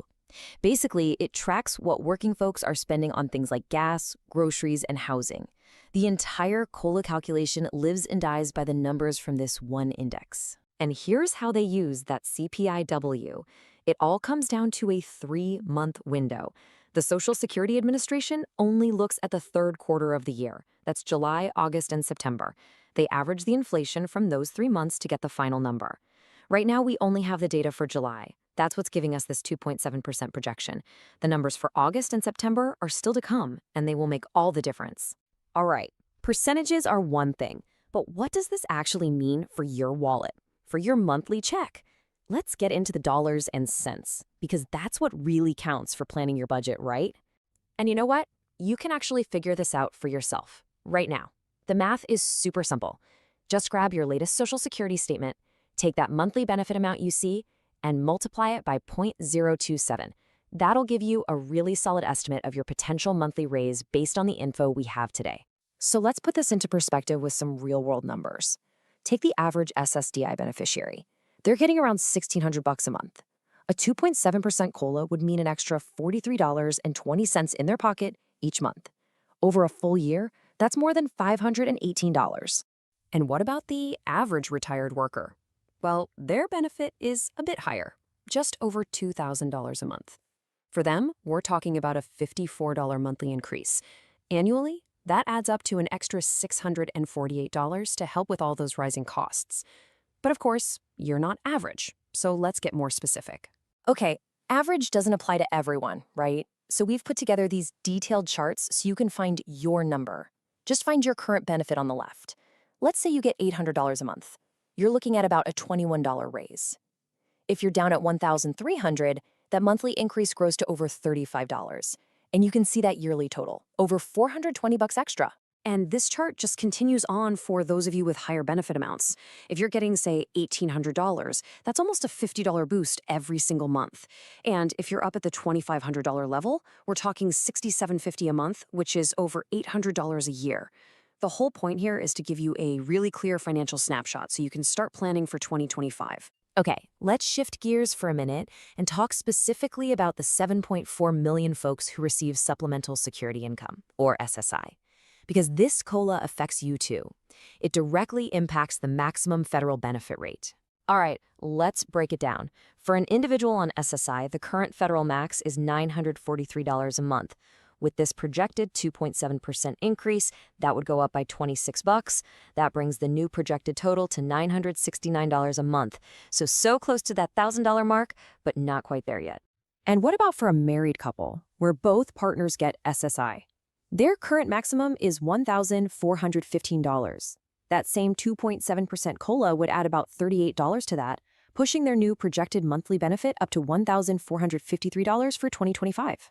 Okay, I cannot stress this enough. If you take away one thing today, let it be this. That 2.7% number, it is almost certainly going to change. It's not the final answer. So let's talk about why. There's a big debate around this whole process. The source material we're looking at really questions whether these official inflation numbers actually capture what's happening on the ground. The feeling is, hey, the government might say inflation is down, but my grocery bill, my utility bill, they're telling a completely different story. That disconnect between the official statistic and your real-life expenses is a huge part of this conversation. And that really gets to the heart of why this number is just a starting point. Look, that 2.7% is based on just 1 month of data, July. We are still waiting for the numbers from August and September. The final COLA will be the average of all three. So if inflation suddenly spikes or drops in the next 2 months, that 2.7% will move right along with it. Everything really does hang in the balance. So what's the bottom line? We have a solid first projection, a really useful number you can use to start planning. But the final number is still very much a moving target. And that leaves us with the biggest question of all, doesn't it? No matter what that final COLA percentage ends up being, will it actually be enough to help millions of Americans on fixed incomes keep up with the real costs they face every single day? That's the question we'll all be watching. Let's talk about something that so many people wait for every single year, the Social Security raise. You know, it's that one number that's supposed to help you keep up with rising costs. But here's the thing. What if that headline number we all see isn't exactly the whole story? Let's dive in and unpack what that raise really means for your wallet. So the latest projections are out, and this is the magic number everyone's been talking about, a 2.8% cost of living adjustment. We call it the COLA. Now, on the surface, that seems pretty straightforward, right? It's a 2.8% boost to your monthly benefits. Simple. But, and this is the big but, how much of that raise will actually land in your bank account? That's the real question, isn't it? And the answer to that, well, it gets to the very heart of the financial reality for millions and millions of Americans. Okay, to really get what's going on, we need to take just a quick step back and look at why this annual raise even exists. I mean, it's not just some random bonus. It's designed to be a crucial financial lifeline. The whole idea behind the COLA is actually pretty simple. It's meant to make sure your benefits keep up with inflation. You know, as the price of gas, groceries, and everything else goes up, your check is supposed to go up too. The goal is that your purchasing power stays the same. At least, that's the theory. So how in the world did they figure out how much costs have gone up? Well, it all boils down to a very specific formula. And this, my friends, is where the first piece of our conundrum really starts to show up. They calculate the COLA using an index called the CPI-W.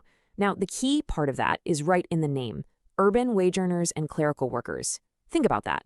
This formula tracks the spending habits of people who are still working, not retirees. And you know better than anyone that your expenses are totally different, especially when it comes to things like healthcare. And this right here, this is the result of using that metric over the long haul. Just look at that huge gap. Over the last 25 years, all the COLAs combined have raised benefits by 83%. But the actual costs that seniors face have skyrocketed by over 145%. That is a massive disconnect between the raise on paper and the reality of paying the bills. And that gap, it isn't just a number on a chart. It translates directly to this, a staggering 62% loss in purchasing power. To put it plainly, your Social Security benefits today buy a whole lot less than they did a quarter of a century ago. Okay, so that's the big long-term picture. But let's bring it back to the here and now. What does this year's projected 2.8% raise actually mean for your monthly check? Let's talk real dollars and cents. Let's break it down. If you're currently getting, say, $1,000 a month, that 2.8% COLA works out to a gross increase of $28. For the average retiree who's getting closer to $2,000, that's about a $56 raise. Now, remember the word I'm using, gross. This is before anything else gets taken out. All right, so we can see the numbers. And for a lot of folks, even a modest increase is something tangible. But now we've got to talk about the big catch. This is the main reason why your net raise, what you actually get to spend, is almost always smaller than that big headline number. You see, there's another major cost that goes up every year for most of us, and its increase gets deducted directly from our Social Security checks. It basically eats into that COLA before we ever even get a chance to see it. So let's look at the other side of this equation. Take a look at this number, 11.6%. This single number represents the biggest headwind your COLA raises up against. It can pretty much wipe it out. So what is that 11.6%? That's the projected hike for next year's Medicare Part B premium. You know, that's the premium that covers your doctor visits, outpatient care, and for most people, it's automatically deducted right out of their Social Security payment every single month. And right here, this is the core of the whole problem, laid out plain and simple.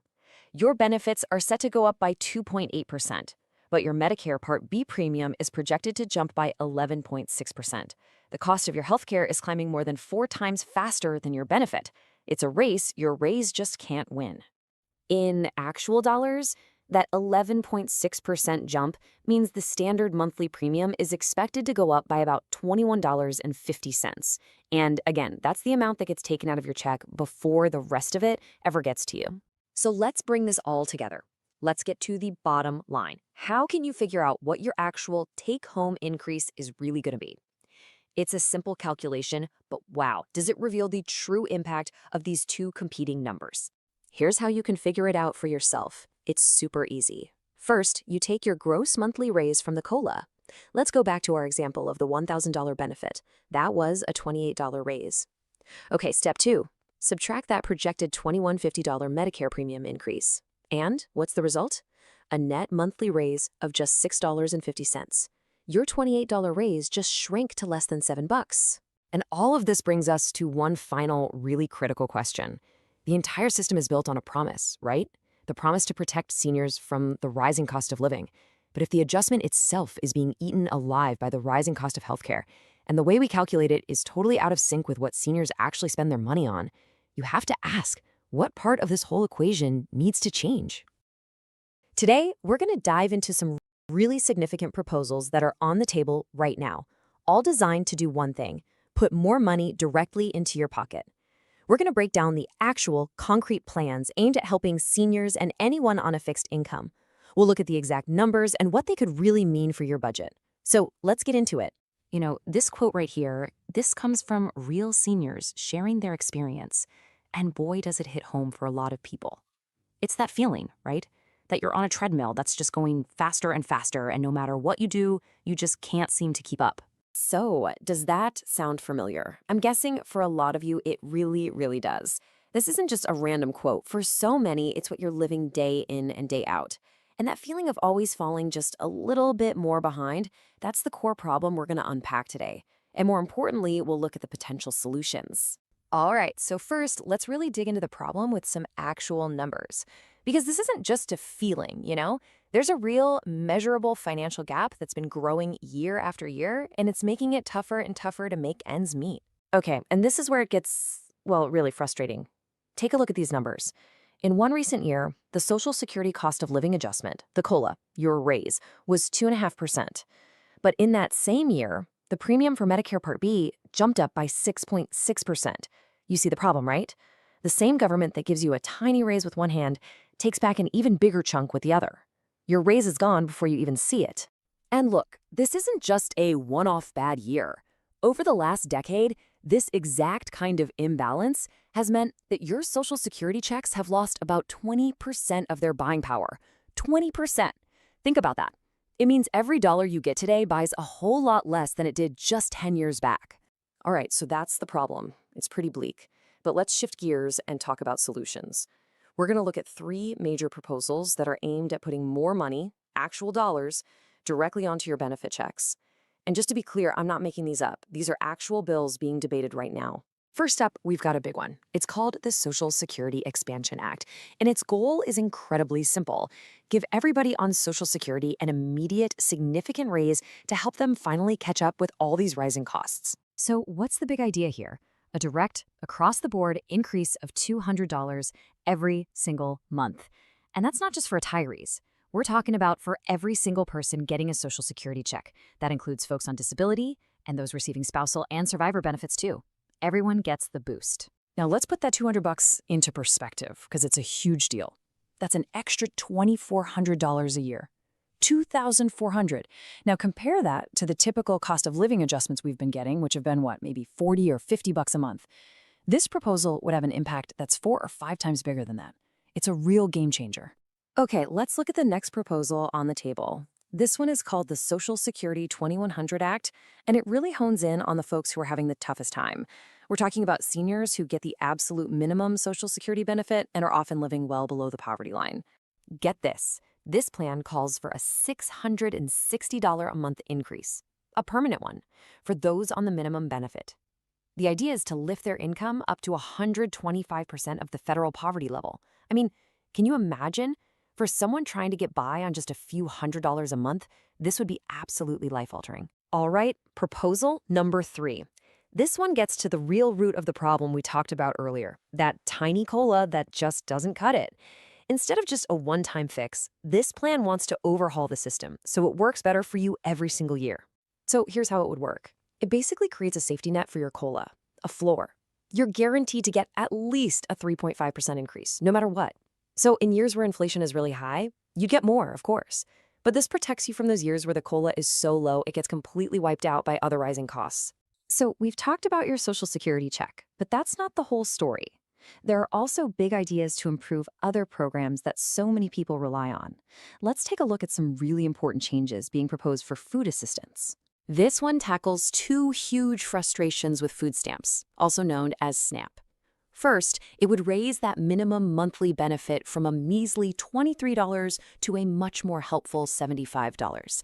And second, and this is so important, it would raise the asset limit to $10,000. That means you're not getting punished anymore for being responsible and having a little bit of emergency savings tucked away.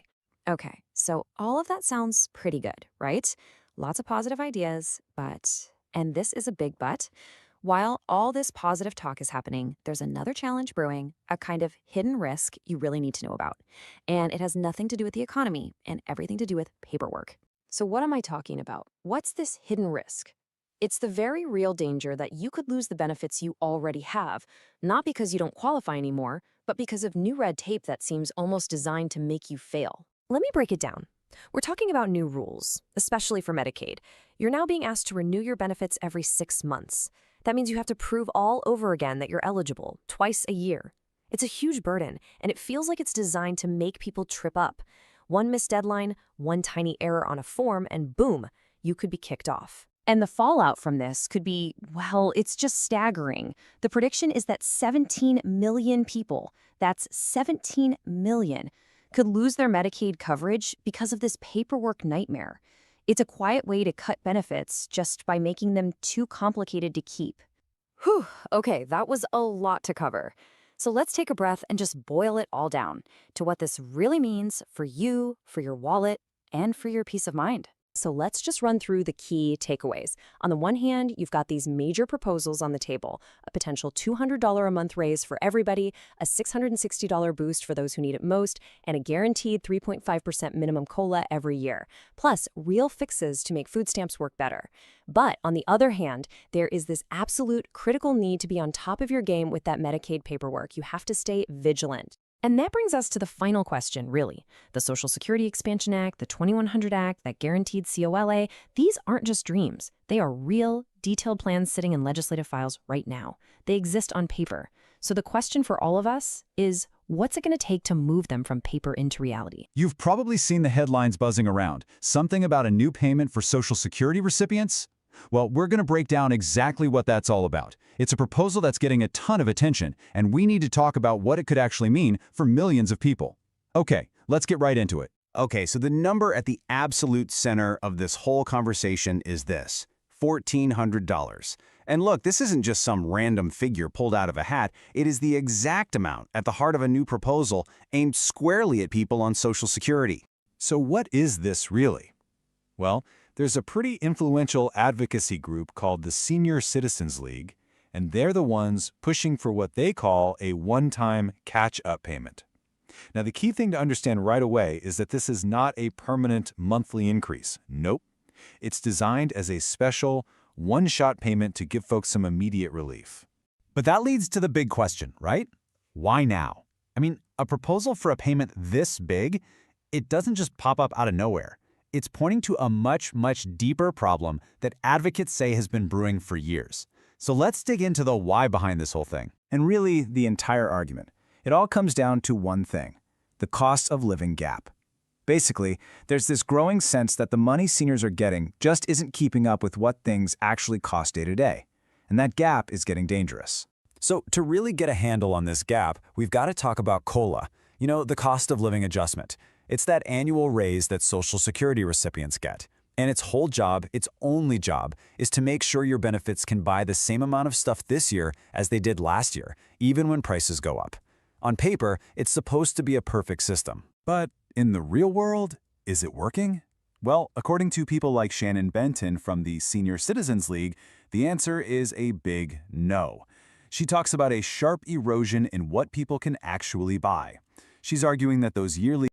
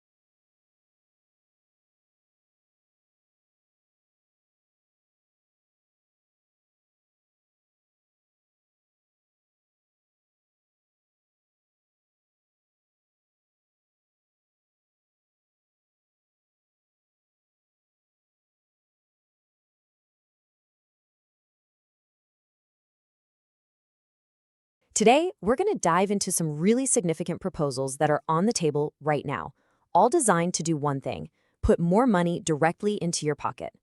We're going to break down the actual, concrete plans aimed at helping seniors and anyone on a fixed income.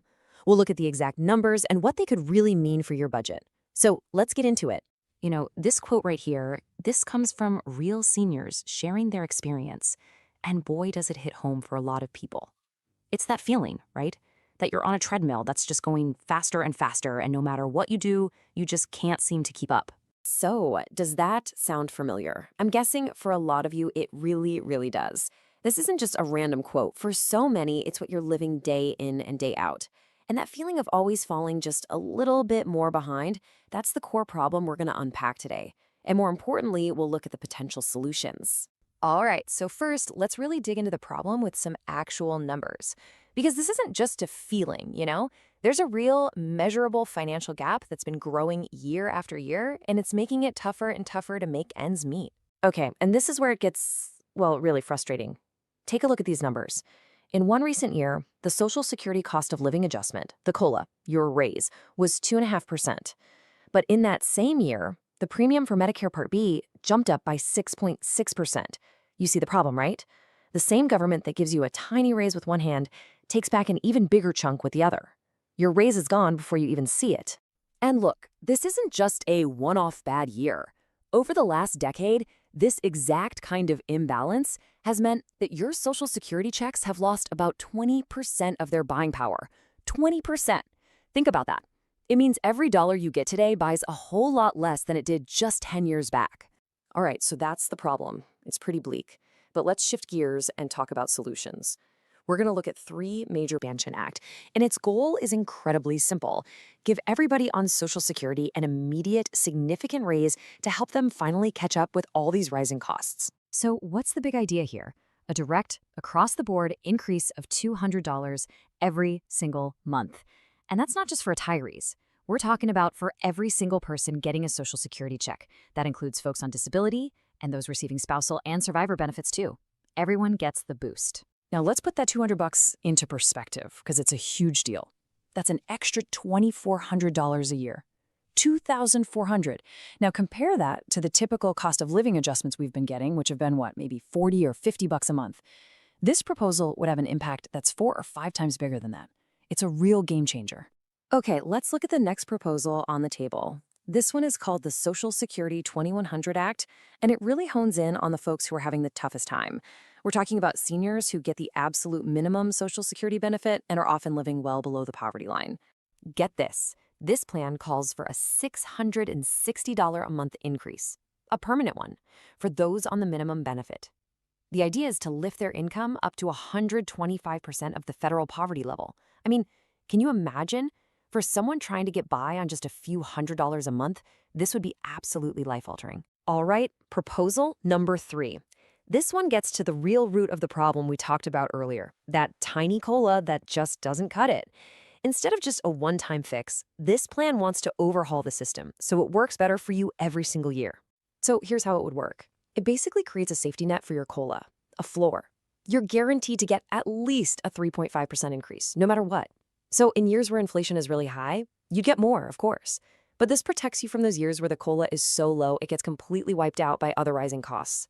So we've talked about your Social Security check, but that's not the whole story. There are also big ideas to improve other programs that so many people rely on. Let's take a look at some really important changes being proposed for food assistance. This one tackles 2 huge frustrations with food stamps, also known as SNAP. First, it would raise that minimum monthly benefit from a measly $23 to a much more helpful $75. And second, and this is so important, it would raise the asset limit to $10,000. That means you're not getting punished anymore for being responsible and having a little bit of emergency savings tucked away. Okay, so all of that sounds pretty good, right? Lots of positive ideas, but, and this is a big but, while all this positive talk is happening, there's another challenge brewing, a kind of hidden risk you really need to know about. And it has nothing to do with the economy and everything to do with paperwork. So what am I talking about? What's this hidden risk? It's the very real danger that you could lose the benefits you already have, not because you don't qualify anymore, but because of new red tape that seems almost designed to make you fail. Let me break it down. We're talking about new rules, especially for Medicaid. You're now being asked to renew your benefits every 6 months. That means you have to prove all over again that you're eligible, twice a year. It's a huge burden, and it feels like it's designed to make people trip up. One missed deadline, one tiny error on a form, and boom, you could be kicked off. And the fallout from this could be, well, it's just staggering. The prediction is that 17 million people, that's 17 million, could lose their Medicaid coverage because of this paperwork nightmare. It's a quiet way to cut benefits just by making them too complicated to keep. Whew, okay, that was a lot to cover.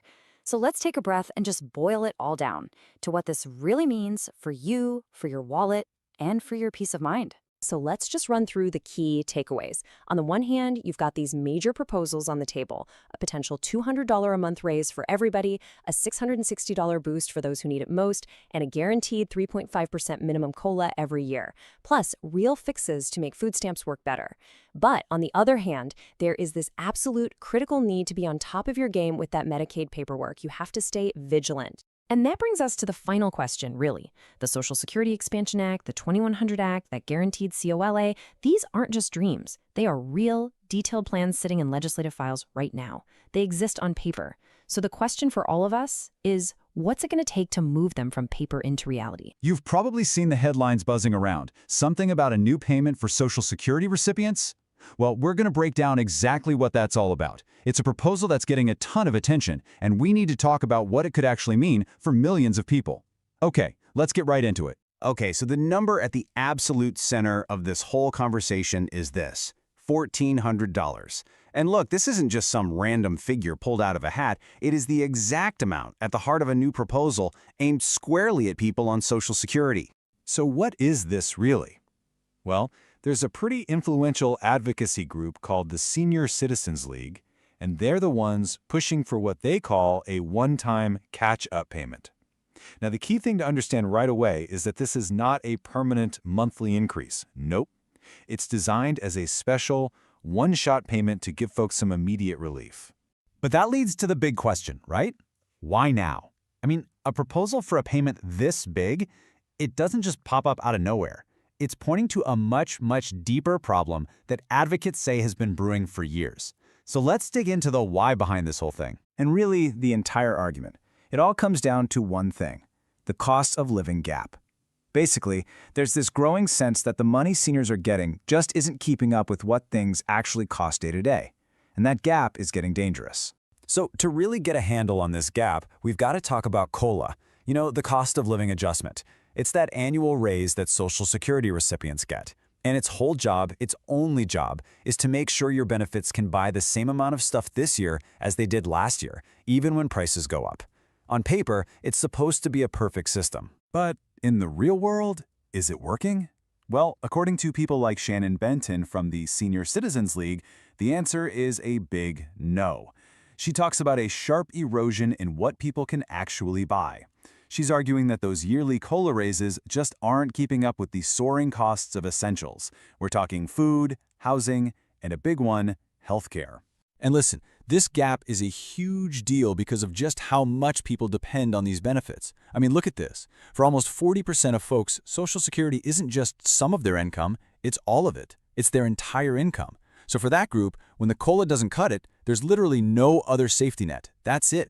Okay, so if we all agree the COLA isn't quite doing its job, the obvious next question is why? What's broken? And that question takes us right into the really technical, nerdy heart of this whole debate. It's all about a disagreement over the formula, the math used to figure out inflation for seniors. Let's break this down, because it can get a little confusing. Right now, the COLA is calculated using something called the CPIW. Now, this index looks at what urban workers are buying. Things like gas for the commute, new clothes for the office. But here's the problem. Advocates say seniors spend their money completely differently. They spend way less on gas and way, way more on things like healthcare. So they want to switch to a different index, the CPIE, which is specifically designed to track spending for the elderly. It gives a lot more weight to those crucial costs. And you might be thinking, is this just some niche idea? Not even close. When the Senior Citizens League actually surveyed retirees, the support for this change was just overwhelming. I mean, look at that number. A staggering 96% of the people they asked said, yes, the COLA should absolutely be based on how we actually spend our money. And the numbers behind that feeling are pretty grim. You've got 1 in 5 seniors spending over $1,000 a month just on healthcare alone. 4 out of 5 feel like the official inflation numbers are a joke and don't match what they see at the grocery store. And then there's this.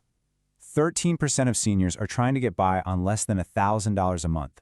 That's often below the poverty line. It's a tough reality. So this idea of a one-time payment, it might sound kind of radical, right? But if you look back at our history, it's actually not a completely new concept. This whole conversation is really just the latest chapter in a long story of adjusting benefits when times get tough economically.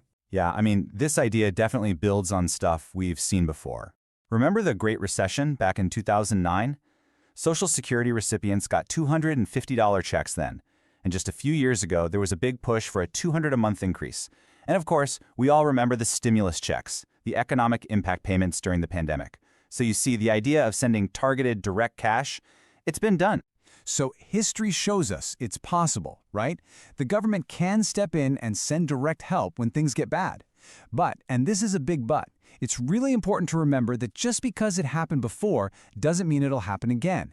Every single proposal, including this one, has to fight its own battle through the current political and economic climate. Okay, so we've covered the what, the $1,400 payment, we've covered the why, the COLA gap, and we've looked at the history. Now let's pull it all together. Where does this proposal actually stand today? And, let's be honest, what are its chances of happening? You really have to understand how something like this becomes a reality. It's a journey. Right now, we are at the very beginning, steps 1 and 2. You have an advocacy group making a suggestion, and the media is talking about it. That's great. But for this to turn into actual money in someone's bank account, it needs to become a bill. That bill has to pass the House, and it has to pass the Senate. Then it has to be signed by the president. That is a very, very long and tricky road. All right, so let's boil this whole thing down. What are the most important things to remember? Number 1, and this is the big one, this is just a proposal. It is not a law. Number 2, it's designed for all Social Security recipients. That means retirement, SSI, and SSDI. 3, the whole argument is that the current COLA formula is broken because it doesn't reflect what seniors actually spend money on. And finally, number 4, the fix they're suggesting has 2 parts. Change the formula for the future and give everyone a one-time payment to make up for the past. That's the whole shebang. And all of this really leaves us with a much bigger, more fundamental question to think about. I mean, this whole $1,400 idea, it's just one possible answer to a huge challenge. As our economy keeps changing and the cost of everything keeps changing, how do we make sure our most important safety nets, things like Social Security, are changing right along with it? That's the real conversation, and it's one we're definitely going to be having for a long, long time. You know, if you try to keep up with the news about Social Security, wow, it's a lot. One minute you hear about benefit cuts, and the next it's all about increases. It can make your head spin, right? So in this explainer, we're going to slice through all that confusion. We'll get right to the facts, separating what's actually happening right now from what's just being proposed for the future. All right, let's just ask the big question right up front. Is Social Security sending you more money? Well, the answer's a little complicated. For some people, yes, and for others, it's still a big debate.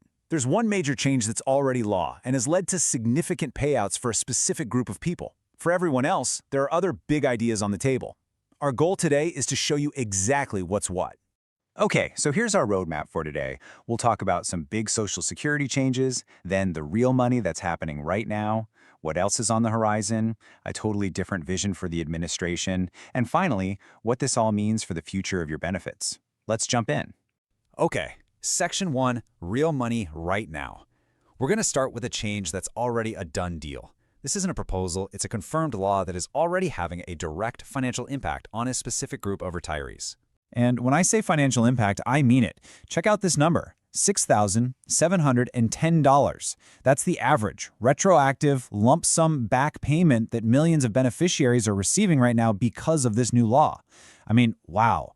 Of course, some people get more, some a little less, but that's the average payment going out. So, you're probably wondering, where is all this money coming from? It's because 2 really old and frankly pretty controversial rules have finally been repealed. You might have heard of them. WEP, the windfall elimination provision, and GPO, the government pension offset. For decades, these rules actually reduced the Social Security benefits for certain public workers. Think firefighters, teachers, and other civil servants. The Social Security Fairness Act has now wiped those rules off the books.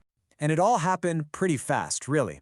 When you look at the timeline, the bill passed the House back in November, got through the Senate in December, and was officially signed into law on January 5th.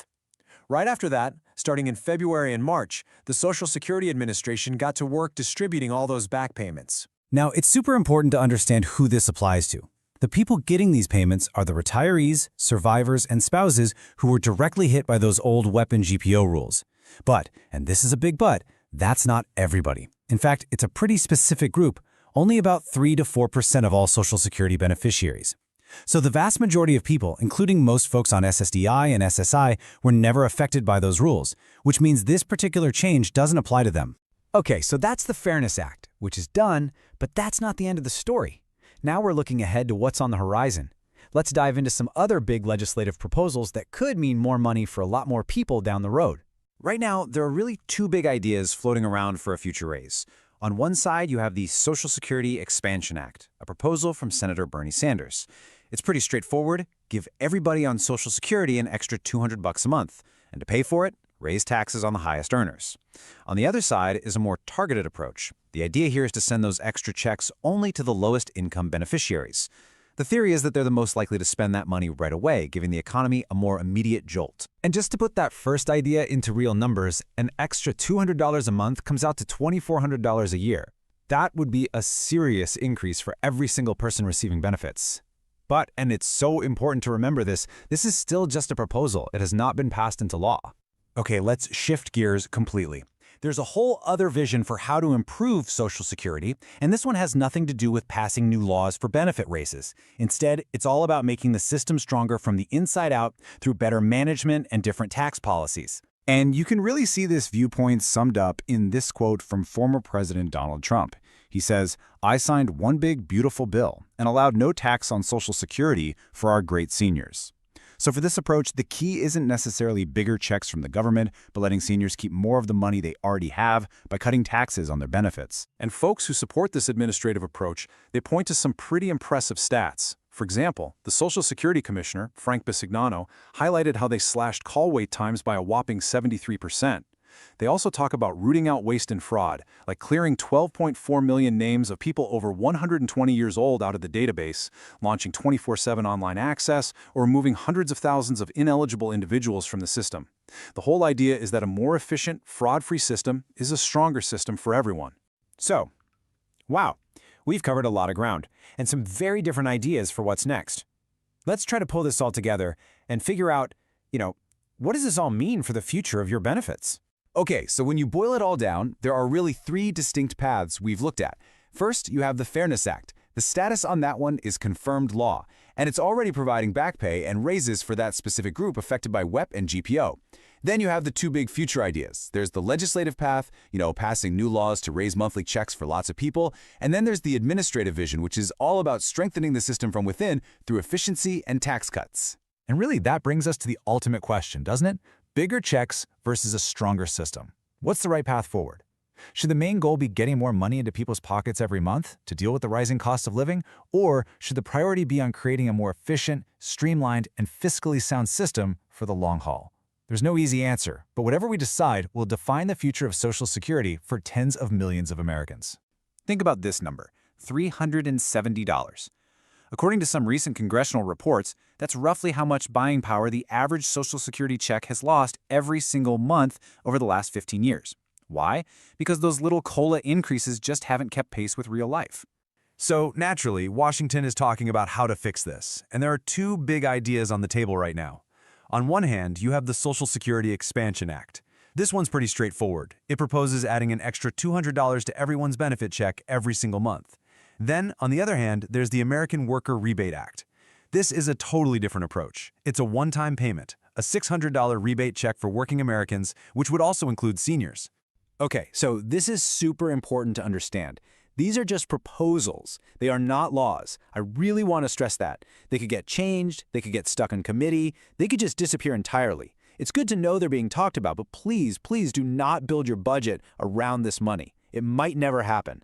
Okay, so we've talked about the COLA, payment dates, and these new proposals. And all of that is really important stuff. But none of it, and I mean none of it, comes close to the single biggest, most expensive mistake that people make with their Social Security. And what is that mistake? It's deciding when to start taking your benefits. Now, look, we get it. For some people, claiming early at 62 isn't a choice, it's a necessity. But for so many others, it's a decision they make because they're scared or they've heard bad advice. And that one single decision, it can literally cost you tens or even hundreds of thousands of dollars over your lifetime. Just think about the math for a second. If you claim at the very first moment you can, age 62, instead of waiting until you're 70, you are locking in a benefit that's up to 30% smaller. And that's not just for a year or two, that's forever. A smaller check today means a much smaller check when you're 85, 90, or older, exactly when your expenses might be at their highest. All right, so if that's the costliest mistake, what's the smartest move? What's the secret? Well, it's not some hidden loophole. It's about having a plan. It's about building a strategy that's right for you. So what does that strategy look like? It's a personal timeline, and it has three key parts. First, you need to figure out your break-even age. That's the point where waiting to claim actually puts you ahead financially in the long run. Second, you absolutely have to look at spousal and survivor benefits. For couples, this can totally change the game. And third, you have to factor in all the other pieces, like Medicare, to see what your actual take-home pay will be. When you boil it all down, it really comes back to one big shift in how you think about all this. The most common question people ask is, what's my check going to be this month? But the smarter question, the one that makes all the difference, is this. How do I make this benefit last for my entire retirement, for the next 30, maybe even 40 years? So that's the question we want to leave you with, because a smart, strategic decision you make today in your 60s could literally be the difference of thousands and thousands of dollars in your pocket when you're in your 80s or 90s. So are you planning for this month, or are you planning for the next 30 years? Because that choice, well, that's the most powerful Social Security decision you will ever make. There is a huge change happening with Social Security, and it's putting billions of dollars back where they belong, in the pockets of millions of Americans. If you're one of the millions of retired teachers, firefighters, police officers, really any public servant in the U.S., this was made for you. So let's break down exactly what this Social Security Fairness Act means, and more importantly, what it means for you and these new back payments. Okay, let's get right to it. The number one question everyone has is, how much money are we talking about here? Well, the Social Security Administration has confirmed it. The average one-time lump sum payment is a pretty hefty $6,710. I mean, for anyone on a fixed income, a check like that can be an absolute game changer. And just to give you a sense of the scale here, this isn't some small niche adjustment. We're talking about roughly 3.2 million people who, for decades, have been getting smaller benefit checks than they should have been. After all this time, the system is finally making it right. The amount of money involved here is just staggering. Get this, over $15.3 billion has already been paid out. And they're not even done yet. The SSA still has about another $6 billion to go. This is a massive course correction. So you have to ask, what was the problem that needed a fix this big? Well, it all goes back to a couple of rules that have been on the books for more than 40 years. And for many, they created a really unfair penalty for people who chose a life of public service. The whole issue really boils down to two confusing acronyms: WEP and GPO. That's the windfall elimination provision and the government pension offset. Now, they were originally meant to stop something called double dipping, but what they actually did was penalize millions of public servants. Think teachers, firefighters, cops, folks who had earned their Social Security benefits but saw them get slashed just because of these rules. The difference this act makes is just night and day. It's so simple, but it's profound. Before, your monthly check was smaller than it should have been. Just think about that. For years, maybe even decades, every single month.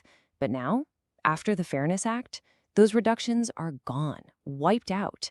Your benefit is being restored to the full amount that you actually earned. So, how did this 40-year-old problem finally get solved? Well, it took a specific piece of legislation that, believe me, has been a long time in the making. The Social Security Fairness Act. That's the name you need to know. It's the real game changer here.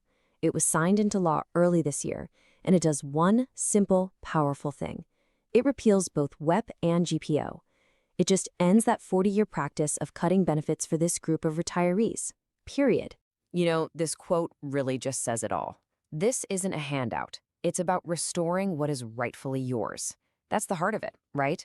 This is about fixing a mistake. It's about giving people the benefits they worked for and earned. It's about dignity. It's about fairness.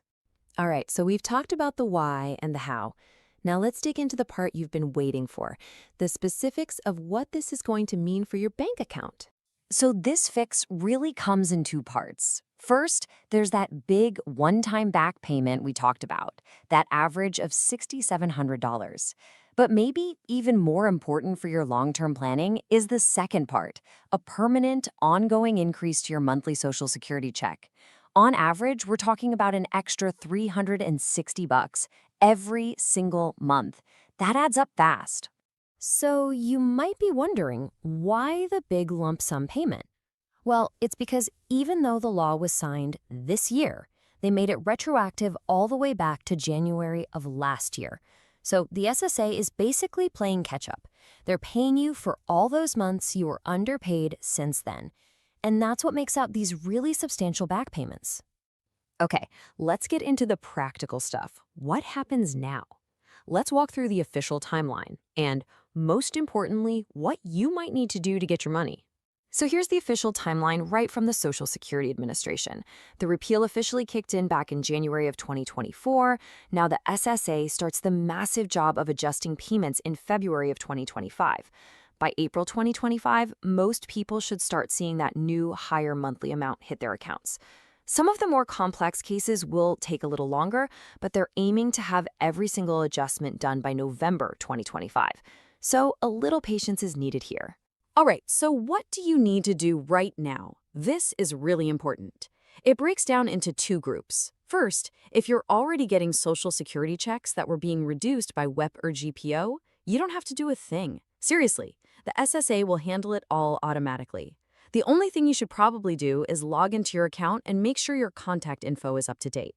But, and this is a big but, If you're one of those people who never even bothered applying for benefits because you figured WEP or GPO would just wipe them out, you need to file an application, and you need to do it now. And here's exactly how you do that. You can apply right online at ssa.gov/apply. To check your account and verify your address, just go to ssa.gov/myaccount. Or, if you prefer, you can just call them. The number is 1-800-772-1213. The key thing to remember is, if you need to apply, do it soon, because when you apply can actually affect your benefit amount. You know, when you step back and look at the whole picture, this is about so much more than just the money. It's a profound recognition of a lifetime of public service. It's the system finally saying, we got it wrong, and making sure that after all that work, you get the financial security that you were always, always rightfully owed. So fixing this 40-year-old problem is a massive, massive step in the right direction. And it really gets you thinking, doesn't it? So we'll leave you with this question to chew on. Now that this is finally fixed, what other parts of Social Security do you think need a serious update to make them fair for the 21st century? We're heading into Section 3, Washington's proposed boosts. Yeah, there are actual proposals in Congress right now that could mean hundreds more dollars for you. So what's with this number, $370? Well, it's not just pulled out of thin air. According to some recent reports, that's how much buying power the average retiree has lost, not over a year, every single month. All because the official cost of living adjustments just haven't kept up with real-world inflation for years. So to try and fix this, there are a couple of big ideas on the table. First, you've got the Social Security Expansion Act. This one would give beneficiaries an extra $200 every single month, ongoing. Then there's a different approach, the American Worker Rebate Act, which proposes a one-time check for $600, kind of like those stimulus checks we saw a few years back. Now, and this is a really big but, we have to be realistic. As the saying goes, it's a bill, not a law. These ideas are just that, ideas. They could get changed, they could stall, they could disappear completely. So my advice, don't start spending that money in your head. But do pay attention. Knowing these proposals exist means you can keep an eye on them. Okay, let's get to our final section, and honestly, this is the most important one. Everything we've talked about so far, the COLA, the calendar, even those proposed boosts, it all takes the backseat to the single biggest financial decision that is completely in your hands. And that is your claiming strategy. It boils down to one question. When do you start taking your Social Security benefits? It sounds simple, but it has a massive permanent impact on your monthly check for the rest of your life. So many people get this wrong, usually because they're scared the system will run out of money, and that mistake can literally cost them tens, even hundreds of thousands of dollars. You want to see how big the impact is? Just look at this number. If you claim your benefits at the earliest possible age, 62, instead of waiting until your full retirement age, you could be locking in a permanent pay cut of up to 30%. And when I say permanent, I mean for life. See, a real strategy isn't just about circling a date on the calendar. It's about knowing all the pieces of your own puzzle. You need to know your break-even age, the point where waiting to claim actually puts more money in your pocket long-term. You've got to understand how spousal and survivor benefits work. And you absolutely have to factor in things like Medicare premiums and any other income you might have. It all works together. The whole goal here is to shift your thinking. It's so easy to get caught up in, how much can I get this month? But the smart play is to ask, how can I make this benefit last and provide real security for the next 20, 30, maybe even 40 years? That's the game changer, moving from just monthly income to true long-term financial security. So I'll just leave you with this one question to think about. Is your claiming date based on a real strategy, or is it based on an assumption, or maybe even fear? Because the most powerful decision you can make isn't just choosing when to file, but understanding why.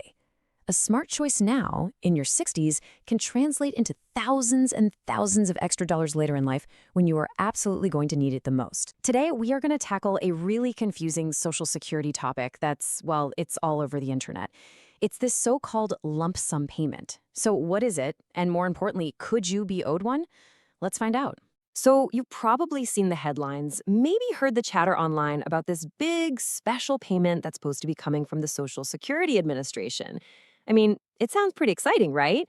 But what is it really? Is it something you can actually expect to see pop up in your bank account? We've seen this exact question everywhere, especially from folks receiving SSDI and SSI. Everyone is asking, hey, is this some new bonus that I can qualify for? And that's a great question, but the thing is, the answer isn't a simple yes or no. So let's break down what's really going on here. Okay, let's just get one thing straight right away. The payment that's causing all this buzz is not for everyone. It is not some kind of universal benefit that's going out to every single person on Social Security. It actually only applies to a very specific group of people in a very specific situation. This whole rumor seems to have started with a particular strategy for retirement beneficiaries. But here's the reality of it.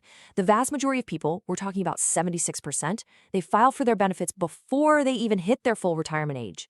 The strategy that started all this talk, well, it only even becomes a possibility for a small piece of that much smaller group who decide to wait. So what is a lump sum in the Social Security world anyway? Well, it's not a bonus. It's almost always what's called retroactive pay, or, back pay. Just think of it like this. It's the money that covers the gap of time between when you first qualified for benefits and when that first check finally arrived in the mail. And this is really, really important to understand. If you've been getting your benefits for years, a lump sum payment is not just going to suddenly show up in your account. That's just not how this works. These kinds of payments are almost always tied to a new application for benefits. It really just comes down to this. Your monthly benefit, that's the ongoing, regular, predictable payment you count on every month. A lump sum payment is totally different. It's a one-time thing, it's retroactive, and it's almost always for new applicants who had to wait a while before their claim got approved. All right, now here's where things get kind of interesting, because the rules for these lump sums are completely different depending on the type of benefit you're getting. So let's look at the three main scenarios here: retirement, SSDI, and SSI. Okay, so first up, let's talk about the retirement beneficiaries. This is the group whose specific situation is what kicked off all of the recent online buzz we've been seeing. Here's how it works for them. So let's say someone decides to wait to claim their retirement benefits, delaying past their full retirement age. For every single month they wait, their future monthly payment gets a little bit bigger. So then, when they finally decide to file, Social Security might offer them a choice. They can say, look, you can take that higher monthly benefit you earned, or you can take a slightly lower one plus a lump sum payment for up to 6 months of back payments. And you gotta remember that number, 6 months. In this very specific retirement scenario, that is the absolute maximum amount of back pay Social Security is going to offer. It's a trade-off, you see. You get a chunk of cash now, but you give up that slightly higher permanent benefit you would have earned for waiting those extra months. So what about everybody who is asking about SSI and SSD? Is there a version of this for you? Well, the answer is yes, but it works very, very differently. For people on SSDI and SSI, a lump sum is almost always back pay that you get right at the very beginning of your claim. It's designed to cover that often very long waiting period between when you first became disabled, when you applied for benefits, and when you finally got approved. And for SSDI, the calculation also has to factor in a mandatory 5-month waiting period. So again, this isn't some surprise bonus, it's the money you were owed from the whole application process. Okay, so after looking at all these details, let's circle all the way back to that first question. Based on your own situation, are you a new applicant or a long-term beneficiary?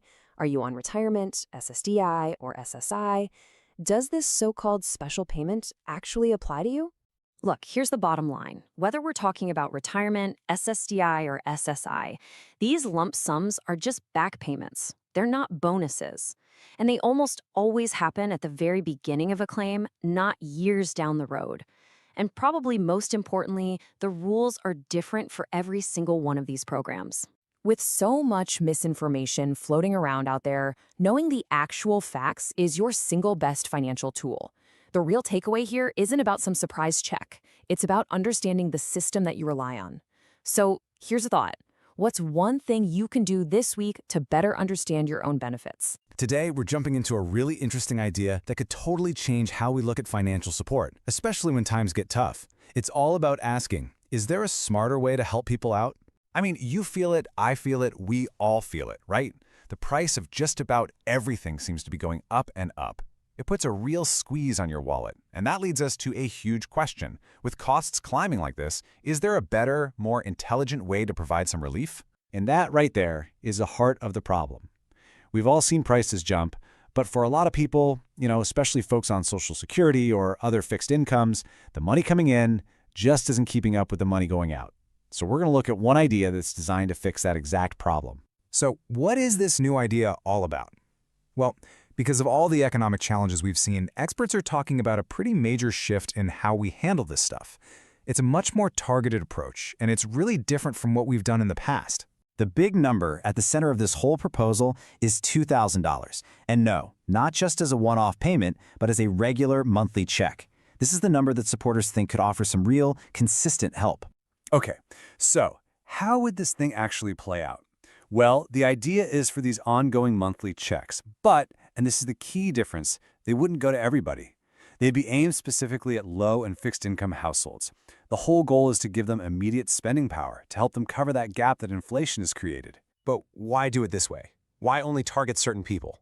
Well, it all boils down to the economics of how different people spend their money. And honestly, this is where the whole proposal gets really fascinating. The key concept has this really fancy-sounding name, the marginal propensity to consume, or MPC. But don't let the name fool you, it's actually super simple. All it means is, when you get an extra dollar, how much of it do you spend and how fast do you spend it? This one idea is crucial to understanding the entire plan. And when you look at the studies on this, it's pretty wild. When a lower-income household gets a $2,000 payment, they spend about 80% of it, that's $1,600 in the first 10 days. The rest of it, gone within the next month. That super fast spending is exactly what economists mean when they say someone has a high MPC. And this just lays out the big difference, right? People with a high MPC, who are usually on lower incomes, spend new money almost immediately, often because they have to, for necessities. On the flip side, folks with higher incomes, the low MPC group, are way more likely to save it, invest it, or pay off debt. That money doesn't get pumped back into the economy nearly as fast, if it even does at all. So this brings us to a really important comparison. To really get why this new targeted idea is even on the table, we've got to look back at those big stimulus checks that went out in 2020 and 2021 and kind of learn from what happened. The difference between these two plans is just night and day. The old stimulus went to about 85% of everyone. And look, the intention was good, but the absolutely massive cost was a big factor in the inflation we're all dealing with now. This new proposal is meant to be the exact opposite. Surgically targeted, way less expensive, and designed to give a focused boost to the economy without causing prices to spiral. Okay, let's really zero in on that cost difference, because the numbers here tell you everything you need to know about why this new strategy is being considered. Those widespread stimulus checks from a few years back, they cost around $850 billion. Just think about that number for a second. It's a staggering amount of money to push into the economy all at once. Now compare that to the estimate for this new targeted idea. Giving 3 monthly checks of $2,000 to about 50 million people would cost around $100 billion. That's less than an eighth of the cost for what's argued to be a more direct and sustained impact. So what does that really mean in practice? It means for a tiny fraction of the cost, this plan could give more consistent, ongoing help directly to the people who need it, all while trying to avoid that big inflationary wave that ends up hurting everybody in the long run. And all of this leads to what a lot of the experts behind this idea are calling the win-win argument. It's a vision for a more focused, more efficient, and you could argue a fairer way to handle economic relief in the future. So the argument really is that it's just a smarter way to do things. You're getting money straight to the people who will actually spend it, which gives you a much better bang for your buck in terms of stimulating the economy.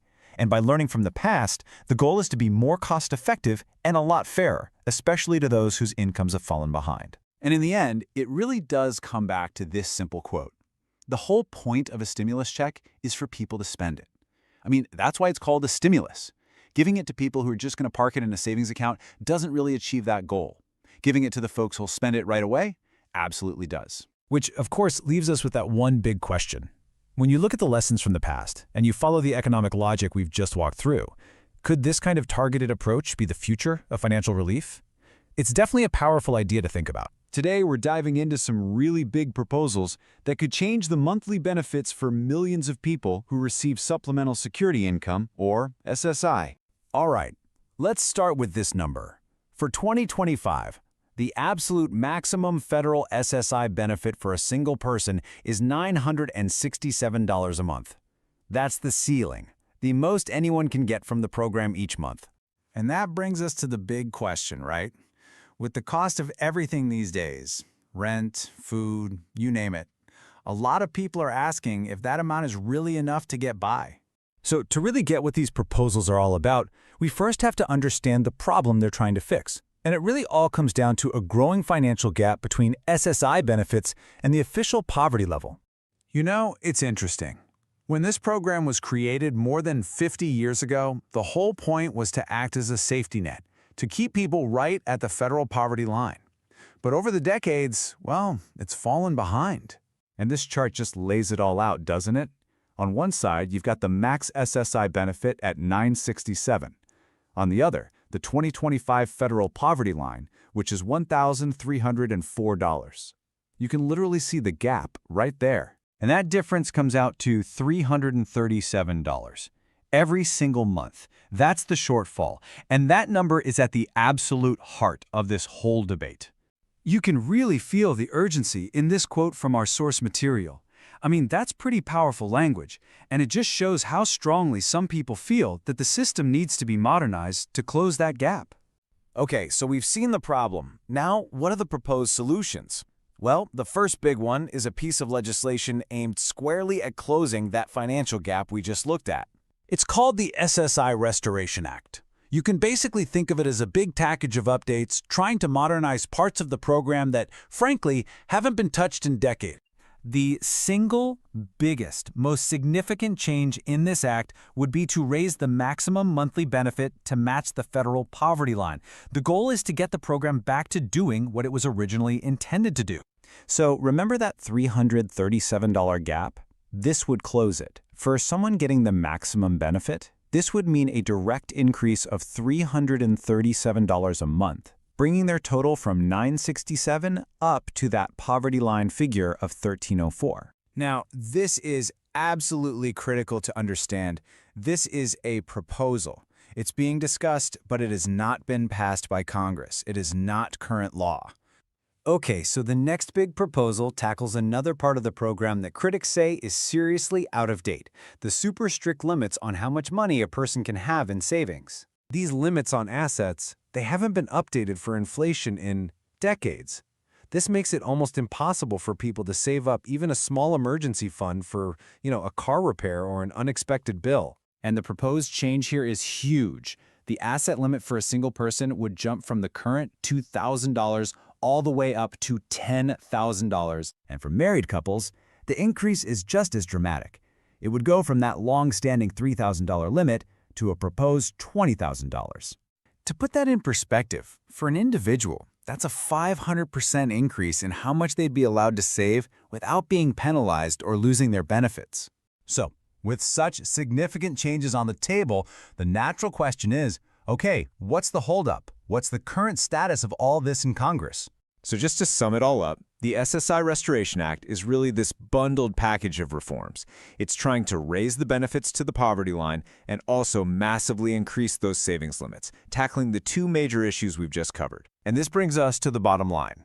As of today, August 16th, 2025, the SSI Restoration Act has not passed. It is still just a proposal. So that leaves us with a final thought for this explainer.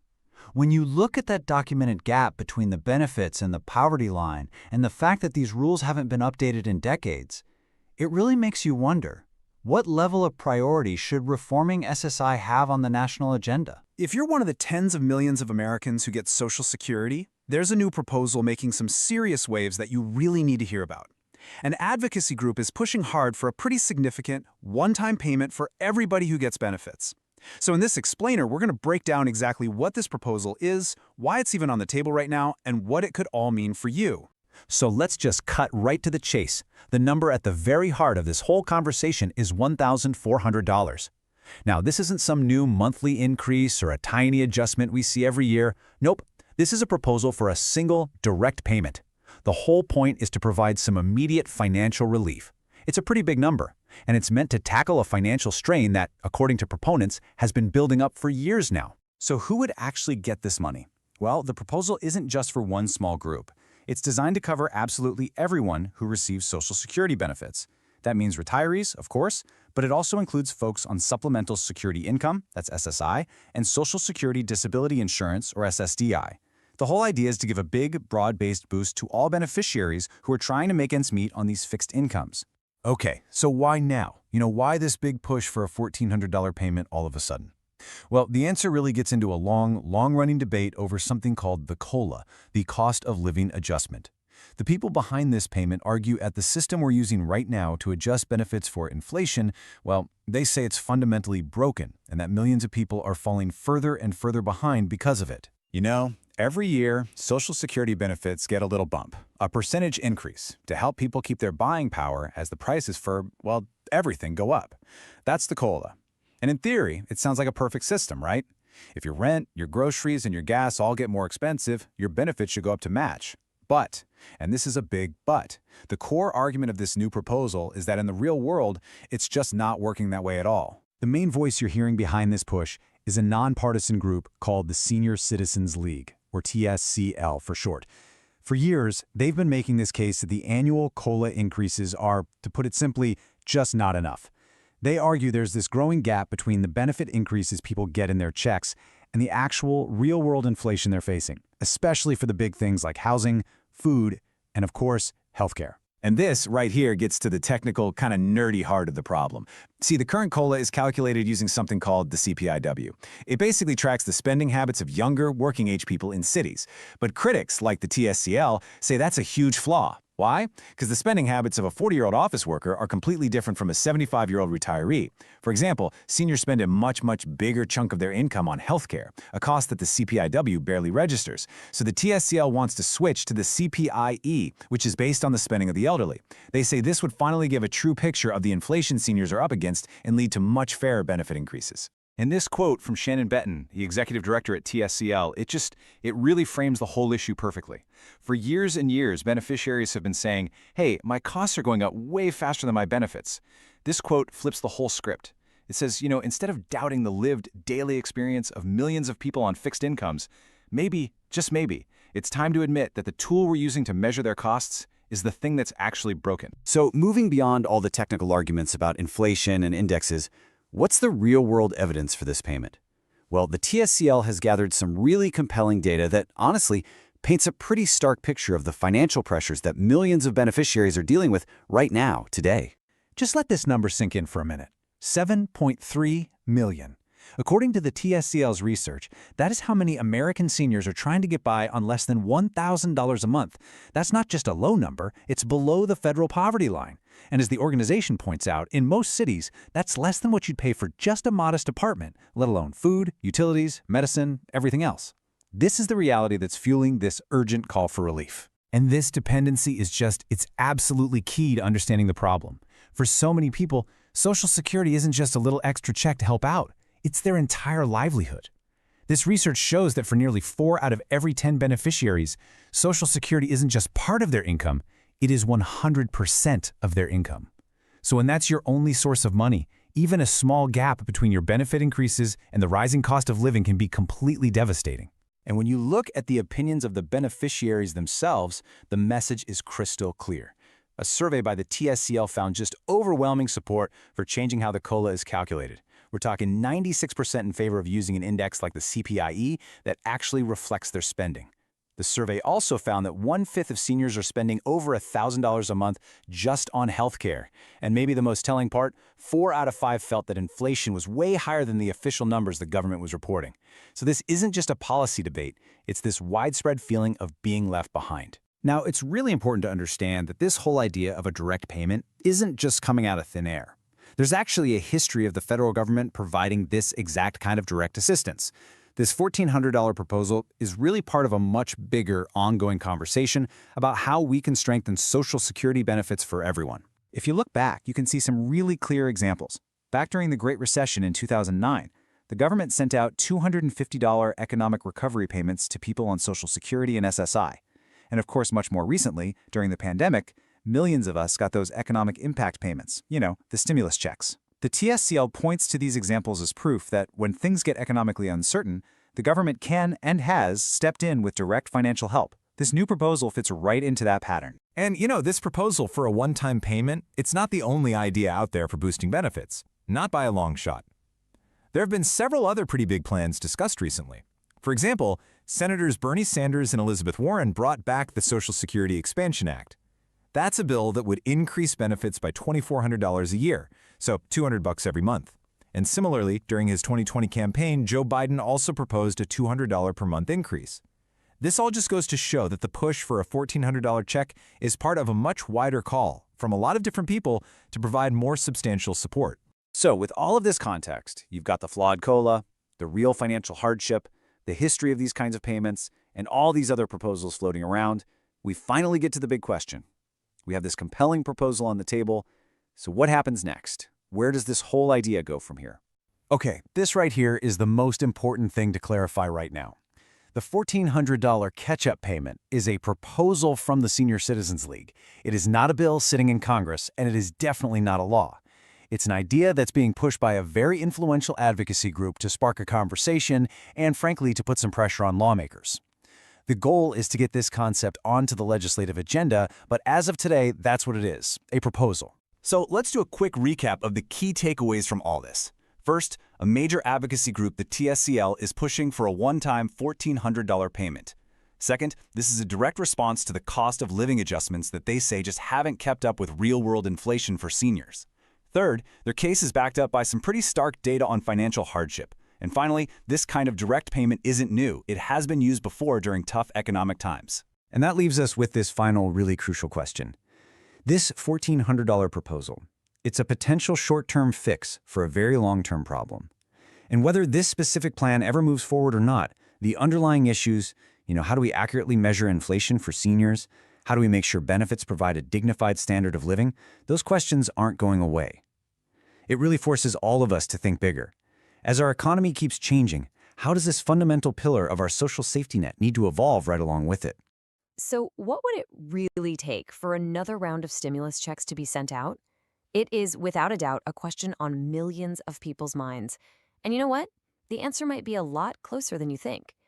Today, we're going to cut through all the noise and look at the real, concrete economic signals that could actually trigger that next wave of support.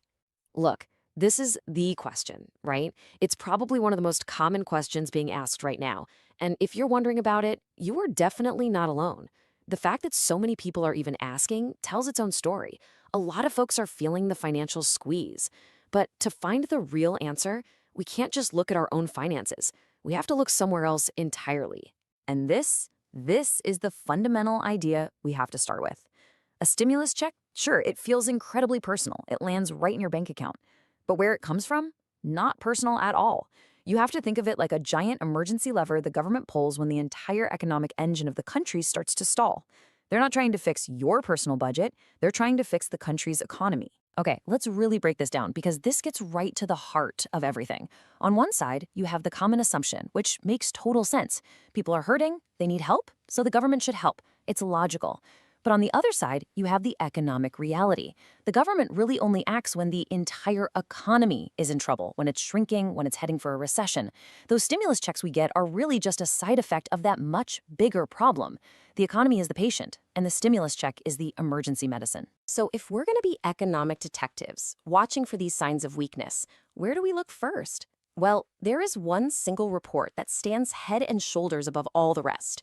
It's the most important vital sign for the U.S. economy, and that is the monthly jobs report. Every first Friday of the month, this report drops, and it's basically a national health checkup. It's the biggest barometer we've got. Now, the unemployment rate, that's the headline number everyone talks about. But the details inside are what really tell the story. You see things like average hourly earnings. Are people's wages actually keeping up with prices? And maybe the most important one is the labor participation rate. That tells us if people are so discouraged that they've just given up looking for a job altogether. Put it all together and you get a really clear picture of whether the economy is creating jobs or losing them. I want you to just look at this number for a second. 1.8 million. It's a huge, huge figure. What in the world could that represent? Well, this number is the key to understanding why even tiny little changes in that jobs report have absolutely massive consequences. And there it is. For every single percentage point the unemployment rate goes up, another 1.8 million people have lost their jobs. Just let that sink in. A headline might say unemployment ticked up by 0.1%. That sounds like nothing, right? But that tiny tick means 180,000 people are suddenly out of work. It's not just a statistic. It's a huge wave of disruption hitting families and towns all across the country. And that disruption, it doesn't stop there. This is where we see the snowball effect. It's what economists call a vicious cycle. You see, a weak job market isn't just a one-time thing. It's the start of a chain reaction that can pull the whole economy down. It starts out pretty slow, but believe me, it picks up speed really, really fast. Let's walk through this dangerous cycle. So first, the unemployment rate starts to climb. What happens next? Well, naturally, when people lose their paychecks, they stop spending money. So step 2, consumer spending falls. People put off buying that car or fixing the roof or even just eating out. Then, because customers aren't buying, businesses see their sales drop. So step 3, they contract. They cut back, they cancel plans, and eventually they have to do more layoffs. And that, of course, leads to step 4, pushing the unemployment rate even higher. You see how this works? The cycle just keeps feeding on itself, getting worse each time around. This quote just captures it perfectly. The government is watching this cycle gain speed and momentum.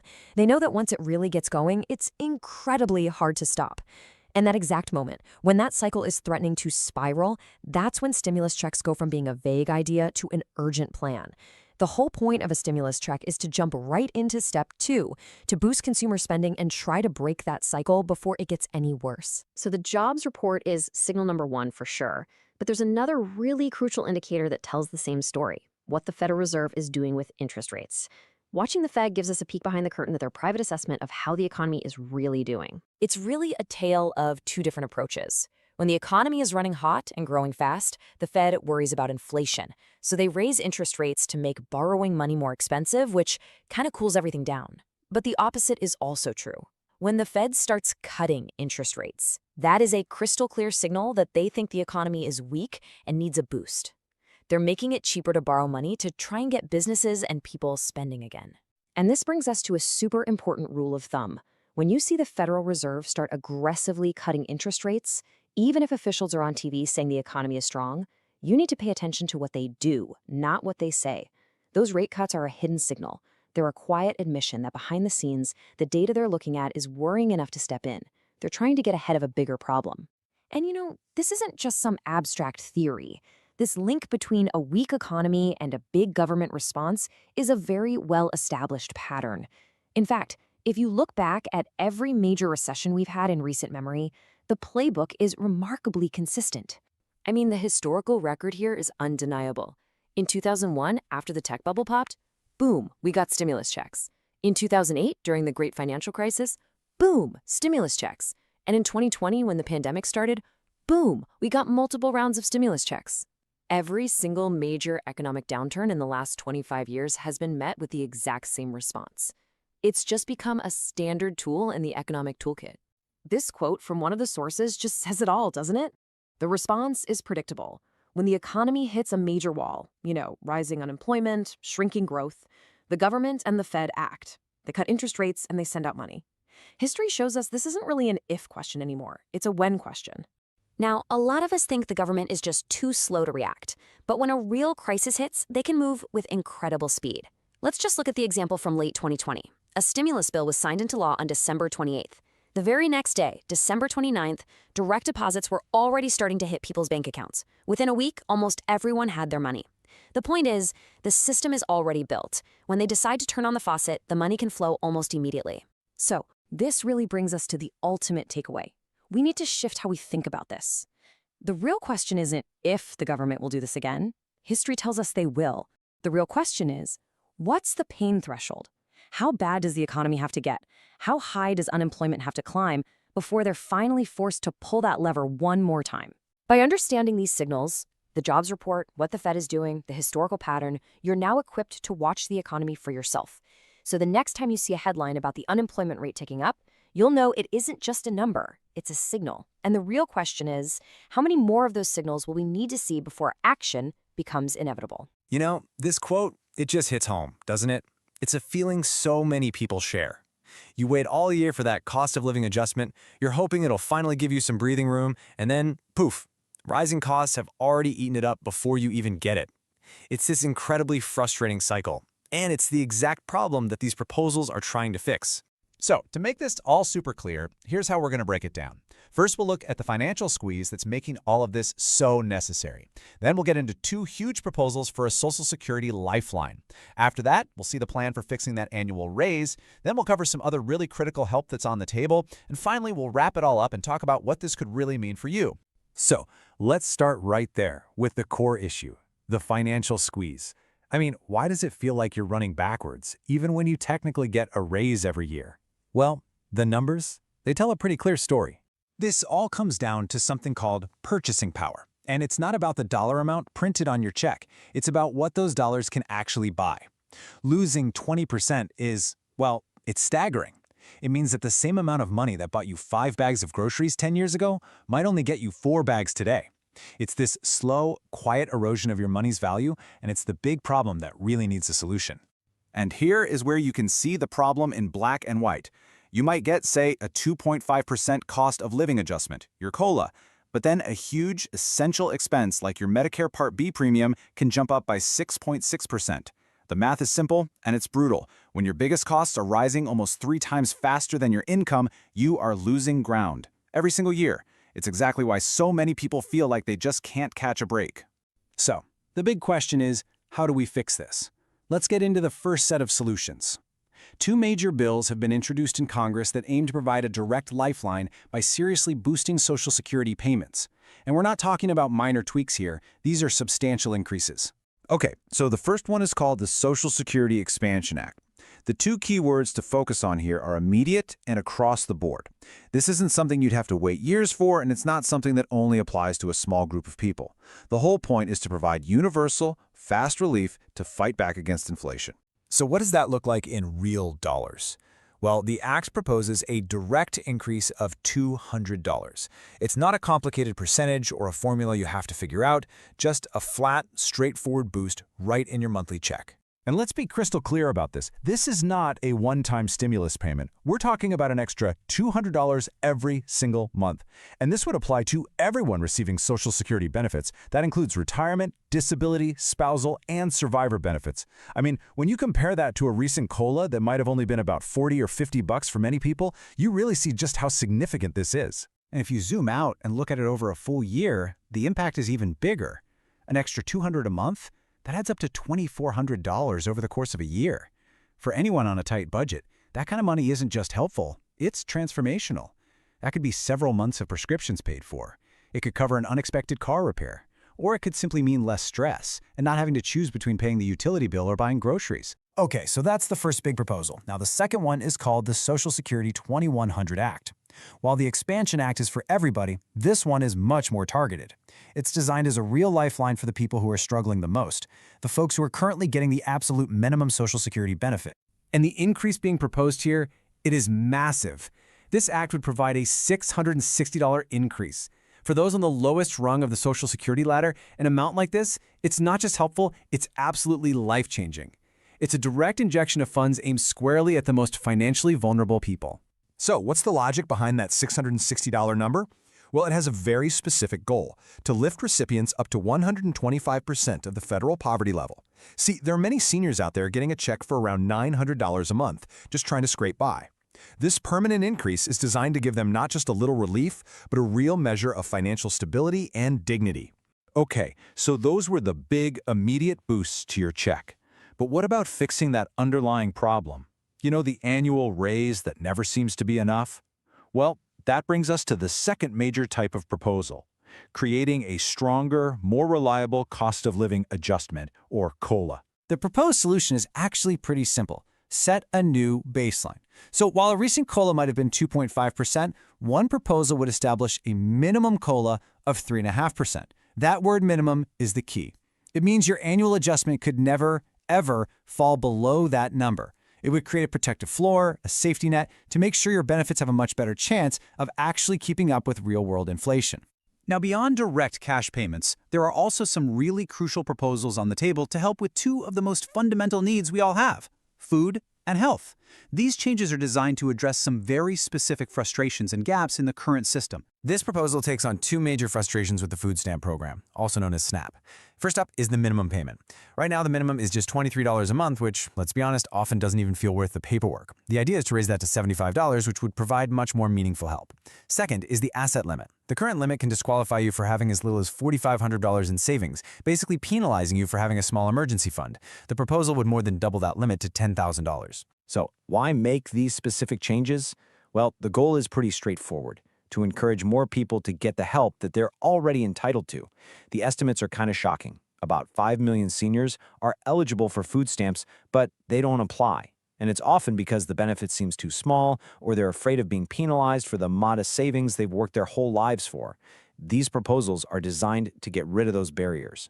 Okay, we have covered a lot of ground and a lot of different numbers, so let's pull it all together right now and just summarize what this collection of proposals could tangibly mean for you and for your finances. So let's just recap the biggest proposals on the table. We've got a potential $200 per month universal boost to Social Security, a massive $660 monthly increase for those on the minimum benefit, a guaranteed floor of 3.5% for your annual raise, and a more substantial minimum food stamp benefit of $75.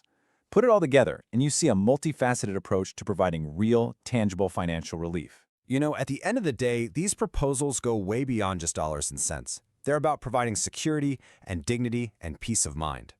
All of these bills are currently being debated, and they represent a potential future with a lot more financial breathing room. Which really just leaves us with one final thought to consider for yourself. Today, we're diving into a really huge idea that's being debated for the future of Social Security. We're talking about a proposal that could completely reshape the monthly checks for millions of people. And believe it or not, it all comes down to just one number: $1,304. Now, that is not some random figure pulled out of a hat. This is the heart of a major proposal for a new monthly minimum benefit for every single person on Social Security. So what would that actually mean? Who would it help? And the big one, could it even work? Come on, let's break it all down. All right, so here's our game plan. We're going to start with the problem, why this idea is even on the table. Then we'll get into the weeds of the 1304 proposal itself. We'll look at two very different ways it could work, tackle that giant funding question, and then wrap up with a reality check on where things really stand today. Okay, so let's jump right in. To really get why a number like $1,304 is such a big deal, we have to first understand the pretty stark reality that a lot of people in Social Security are facing every single day. Yeah, just look at that number, 10.8 million. That's how many people receiving Social Security benefits are living below the poverty line. And get this, that's often after you count any other income they might have. So this right here, this is the core problem that is people scrambling for a really big solution. So this federal poverty line isn't just some abstract idea. It's a hard number. For 2025, it's pegged at $15,650 a year for a single person. And if you pull out your calculator and divide that by 12 months, yep, you get $1,304 a month. That figure is the absolute rock bottom minimum the government says you need for necessities, and it's at the very center of this whole debate. And that leads us right to the proposal itself. I mean, the logic is pretty straightforward, right? If we know millions of people are living below this very specific income level, the idea being floated is simple. Why not just use Social Security to fix it directly? So the heart of the idea is to create a brand new, hard floor for benefits. It's pretty simple. No matter your work history, no matter how much you paid in, your monthly Social Security check would never be less than the poverty line. It would basically be a guarantee. Now, to see just how massive a change this would be, you gotta see what the current minimum looks like. No, that is not a typo. Believe it or not, the current special minimum benefit can be as low as $50 a month. 50. I mean, that barely gets you a full tank of gas, let alone a week's worth of groceries. It provides almost no real security, and that's the basement level we're starting from. So the idea is to go from a minimum of maybe $50 to a minimum of over $1,300. That isn't just a small tweak, that's a seismic shift. For anyone at the lowest end of the benefit scale, this would be absolutely life-altering. But, and you knew there was a but coming, this is where it all gets a little more complicated. Agreeing that $1,304 sounds good is one thing. Figuring out how to actually do it is way harder. And right now, there are two really different visions for how it could be done. Okay, so on one side, you have the minimum benefit approach. Think of it like a safety net. If your current benefit is, say, $900 a month, this plan would boost it up to $1,304. Simple. But if you're already getting $1,800, nothing changes for you. It just helps the lowest earners. Now, on the other side is the much more radical flat benefit idea. This would set everyone's benefit, no matter who you are, to exactly $1,304. So that person at $900 goes up, but the person getting $1,800, their benefit would actually get cut. And that flat benefit approach, wow, that would fundamentally transform the entire system. For its whole history, Social Security has been based on this idea. What you get out is linked to what you paid in. A flat benefit would completely sever that link. It would basically turn Social Security into a guaranteed basic income for more than 70 million Americans, where everybody gets the exact same check. And this is why that flat benefit idea is, well, so controversial. Sure, it would be a huge help to people at the very bottom, but it would mean a massive pay cut for millions of others. Right now, the average retirement benefit is just under $2,000 a month. So under a flat benefit plan, the average retiree would suddenly see their payment drop by nearly $700. Can you imagine telling people who planned their entire retirement around a certain income that it's about to be slashed? Yeah, the political opposition would be enormous, which is why most people see this version as pretty much a non-starter.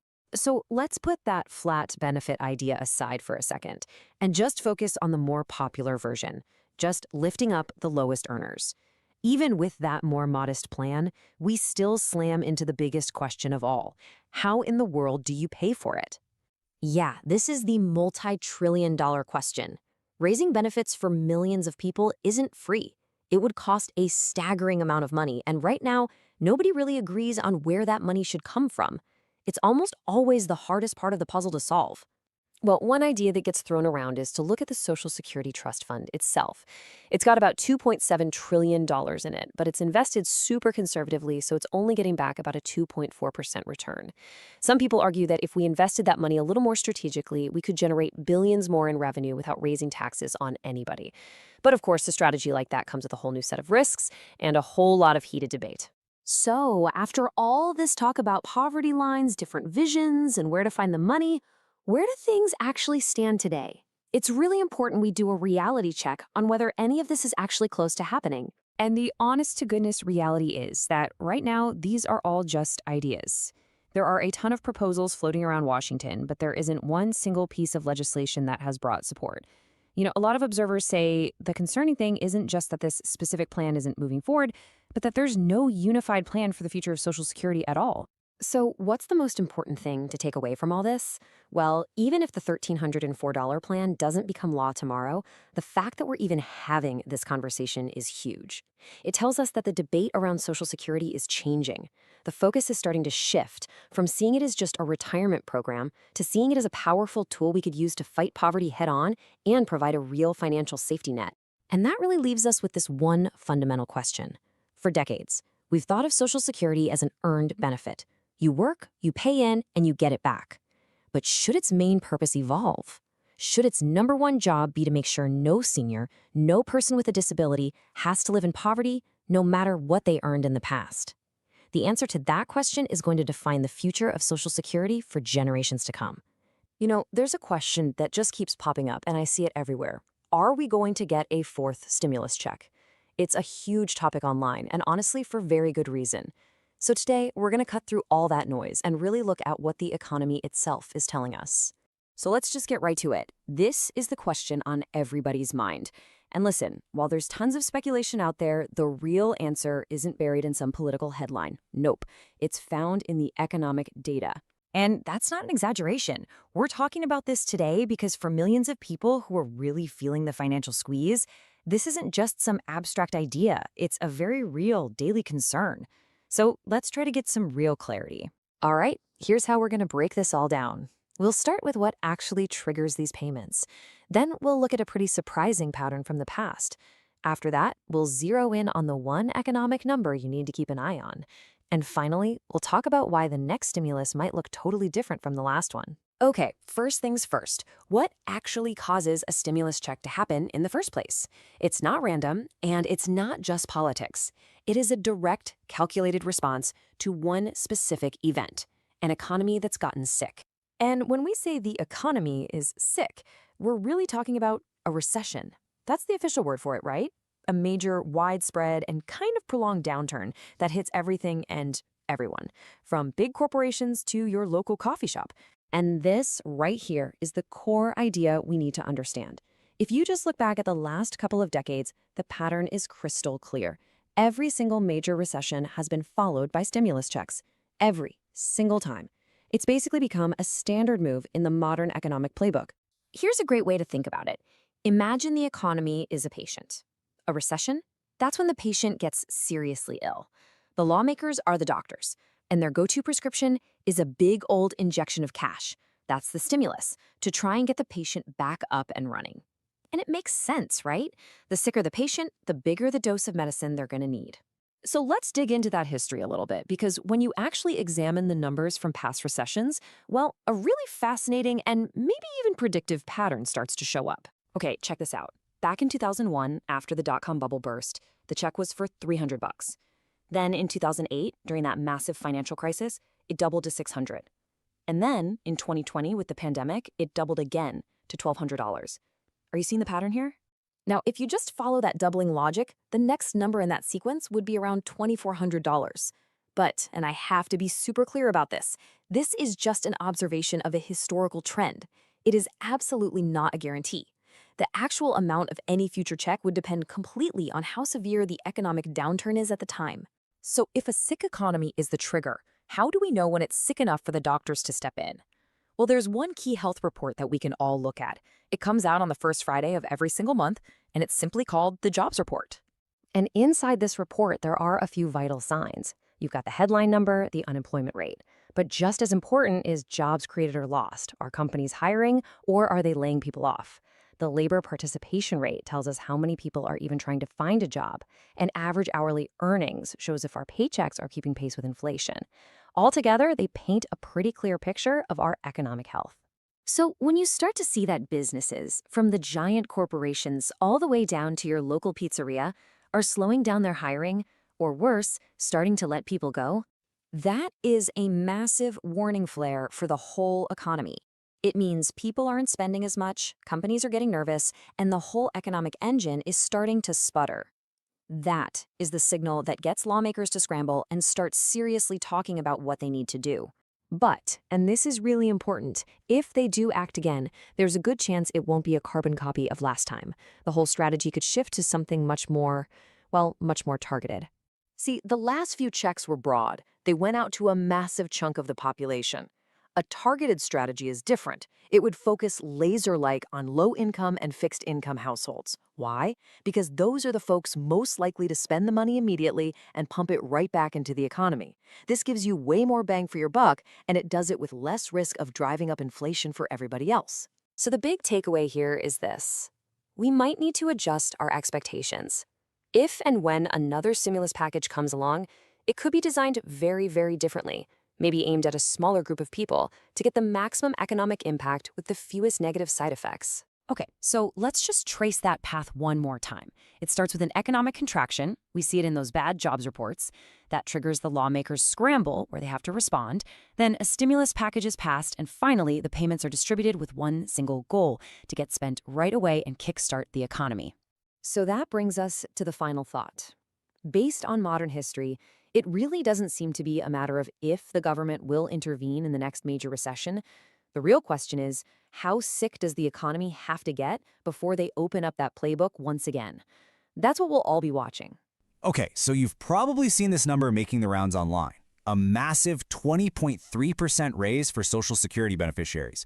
I mean, it's the kind of number that sounds incredible, almost too good to be true, right? It could be absolutely life-changing for millions, but where did it even come from? Is it a real proposal? Is it some kind of back payment plan? Or is it just a big misunderstanding? Today, we are going to get to the bottom of it. We're going to decode that number and figure out what it really means. And that brings us to the big question, the one that's on everybody's mind. Is a 20.3% raise for Social Security actually on the table for 2025? It's a really powerful idea, especially with how expensive everything has gotten for folks on a fixed income. Before we break it all down, just take a second and think, what would a raise that big mean for you? For your monthly budget, your peace of mind, your ability to just handle things? It's a powerful thought. So let's dig in and find out what's really going on here. So let's turn that percentage into actual dollars, because that's what really matters. For the average SSI beneficiary, we're talking about an extra $200 per month. Think about that for a second. That's not just a number. That's a full tank of gas and groceries, or a utility bill paid off with less stress. Now, for SSDI beneficiaries, that number jumps even higher to an extra $300 a month. I mean, that's a really significant boost that could help cover things like medical copays or just give you a little bit of breathing room in your budget. And for the average retired worker, the increase would be even bigger, about $380 more every single month.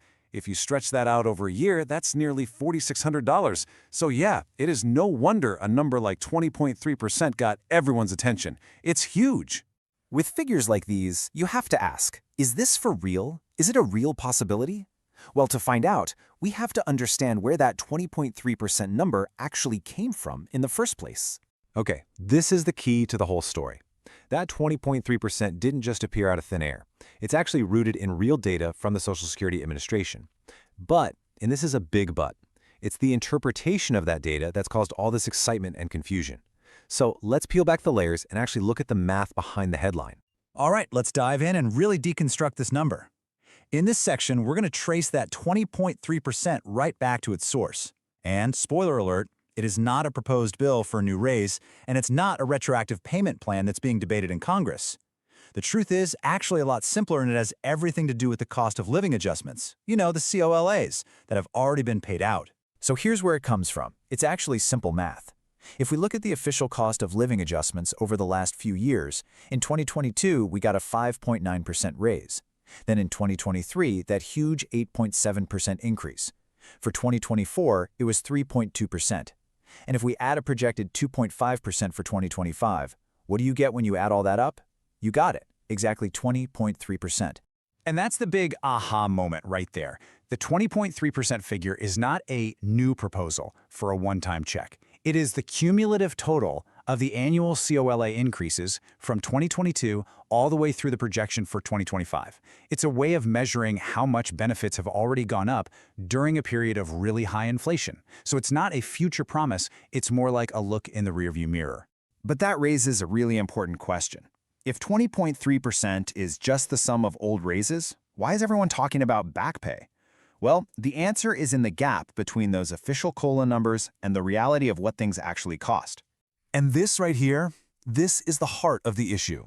While benefits have gone up by that 20.3% over 4 years, just look at what's happened to prices. The cost of groceries has jumped somewhere between 22 and 25% in that same time. And utilities like electricity and gas, whoa, that increase is staggering, anywhere from 28 to as high as 40%. It's plain to see the official raises just haven't kept up. And you know, the financial pressure doesn't just stop with food and utilities. The cost of shelter, whether it's rent or a mortgage, has just skyrocketed. And medical expenses have seen a huge jump too. We're talking higher copays every time you see a doctor and rising premiums for insurance. When you put it all together, it's pretty clear that even with that 20.3% cumulative raise, the actual purchasing power of your benefit has gone down. So, this all leads to the next logical question. If there's such a clear gap between the COLAs and the actual cost of living, why not just pass a law to give everyone a retroactive payment to make up for it? That's the whole idea behind this back pay concept. But, as good as it might sound, there are some pretty big political and financial hurdles that make a plan like that extremely unlikely to ever happen. Let's just walk through the reality here. First, any kind of payment like this would need a brand new law passed by both the House and the Senate. That's a huge challenge right there.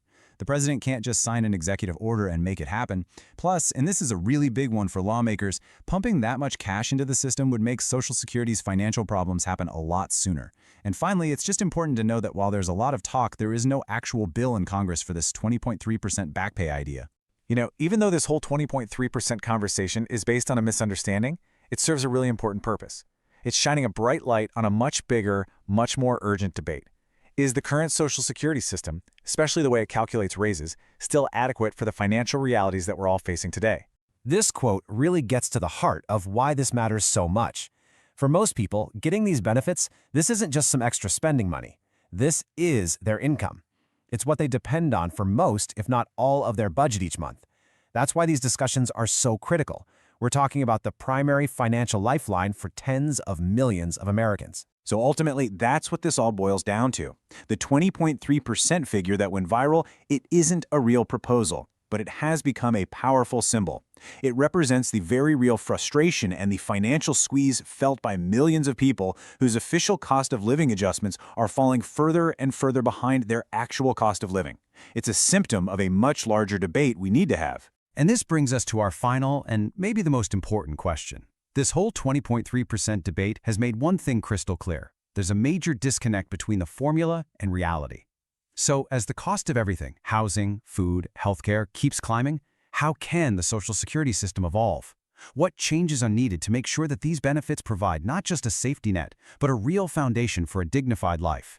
That is the real conversation this viral number has forced all of us to have. So today we're going to unpack the really complex economic signals that could trigger future government relief. What actually has to happen in the economy for stimulus to even be on the table? Let's find out. You know, the question of another stimulus check, it's on a lot of people's minds. And it's not just some abstract economic debate, right? It's driven by very real everyday financial pressures that struggle to pay the rent, buy groceries, and just cover the bills. We see these concerns everywhere. So we're going to break down the actual mechanics behind any potential government action. All right, so here's our game plan. First, we're going to tackle that big stimulus question head on. Then we'll look at what an economy in distress actually looks like. We'll explore a pretty innovative idea for automatic relief, we'll pinpoint why unemployment is the main trigger, and then finally, we'll give you the key signs that you can watch for yourself. Okay, so first things first. Before we dive into the how and the why, let's just set the record straight on where things actually stand right now. Let's just cut right to the chase. The single most important thing to know is this. As of this moment, no new stimulus check has been passed into law. Now, while there's a ton of conversation and speculation out there, nothing has been officially approved by lawmakers. And, that leads to a really crucial point. Stimulus payments are not random acts of government generosity. They are a very specific tool. Think of it like an emergency brake that only gets pulled when the economy is in real, serious trouble. The health of the economy is the one and only prerequisite. So what does that economic weakness even mean? What does it look like? Well, it's almost never just one bad number.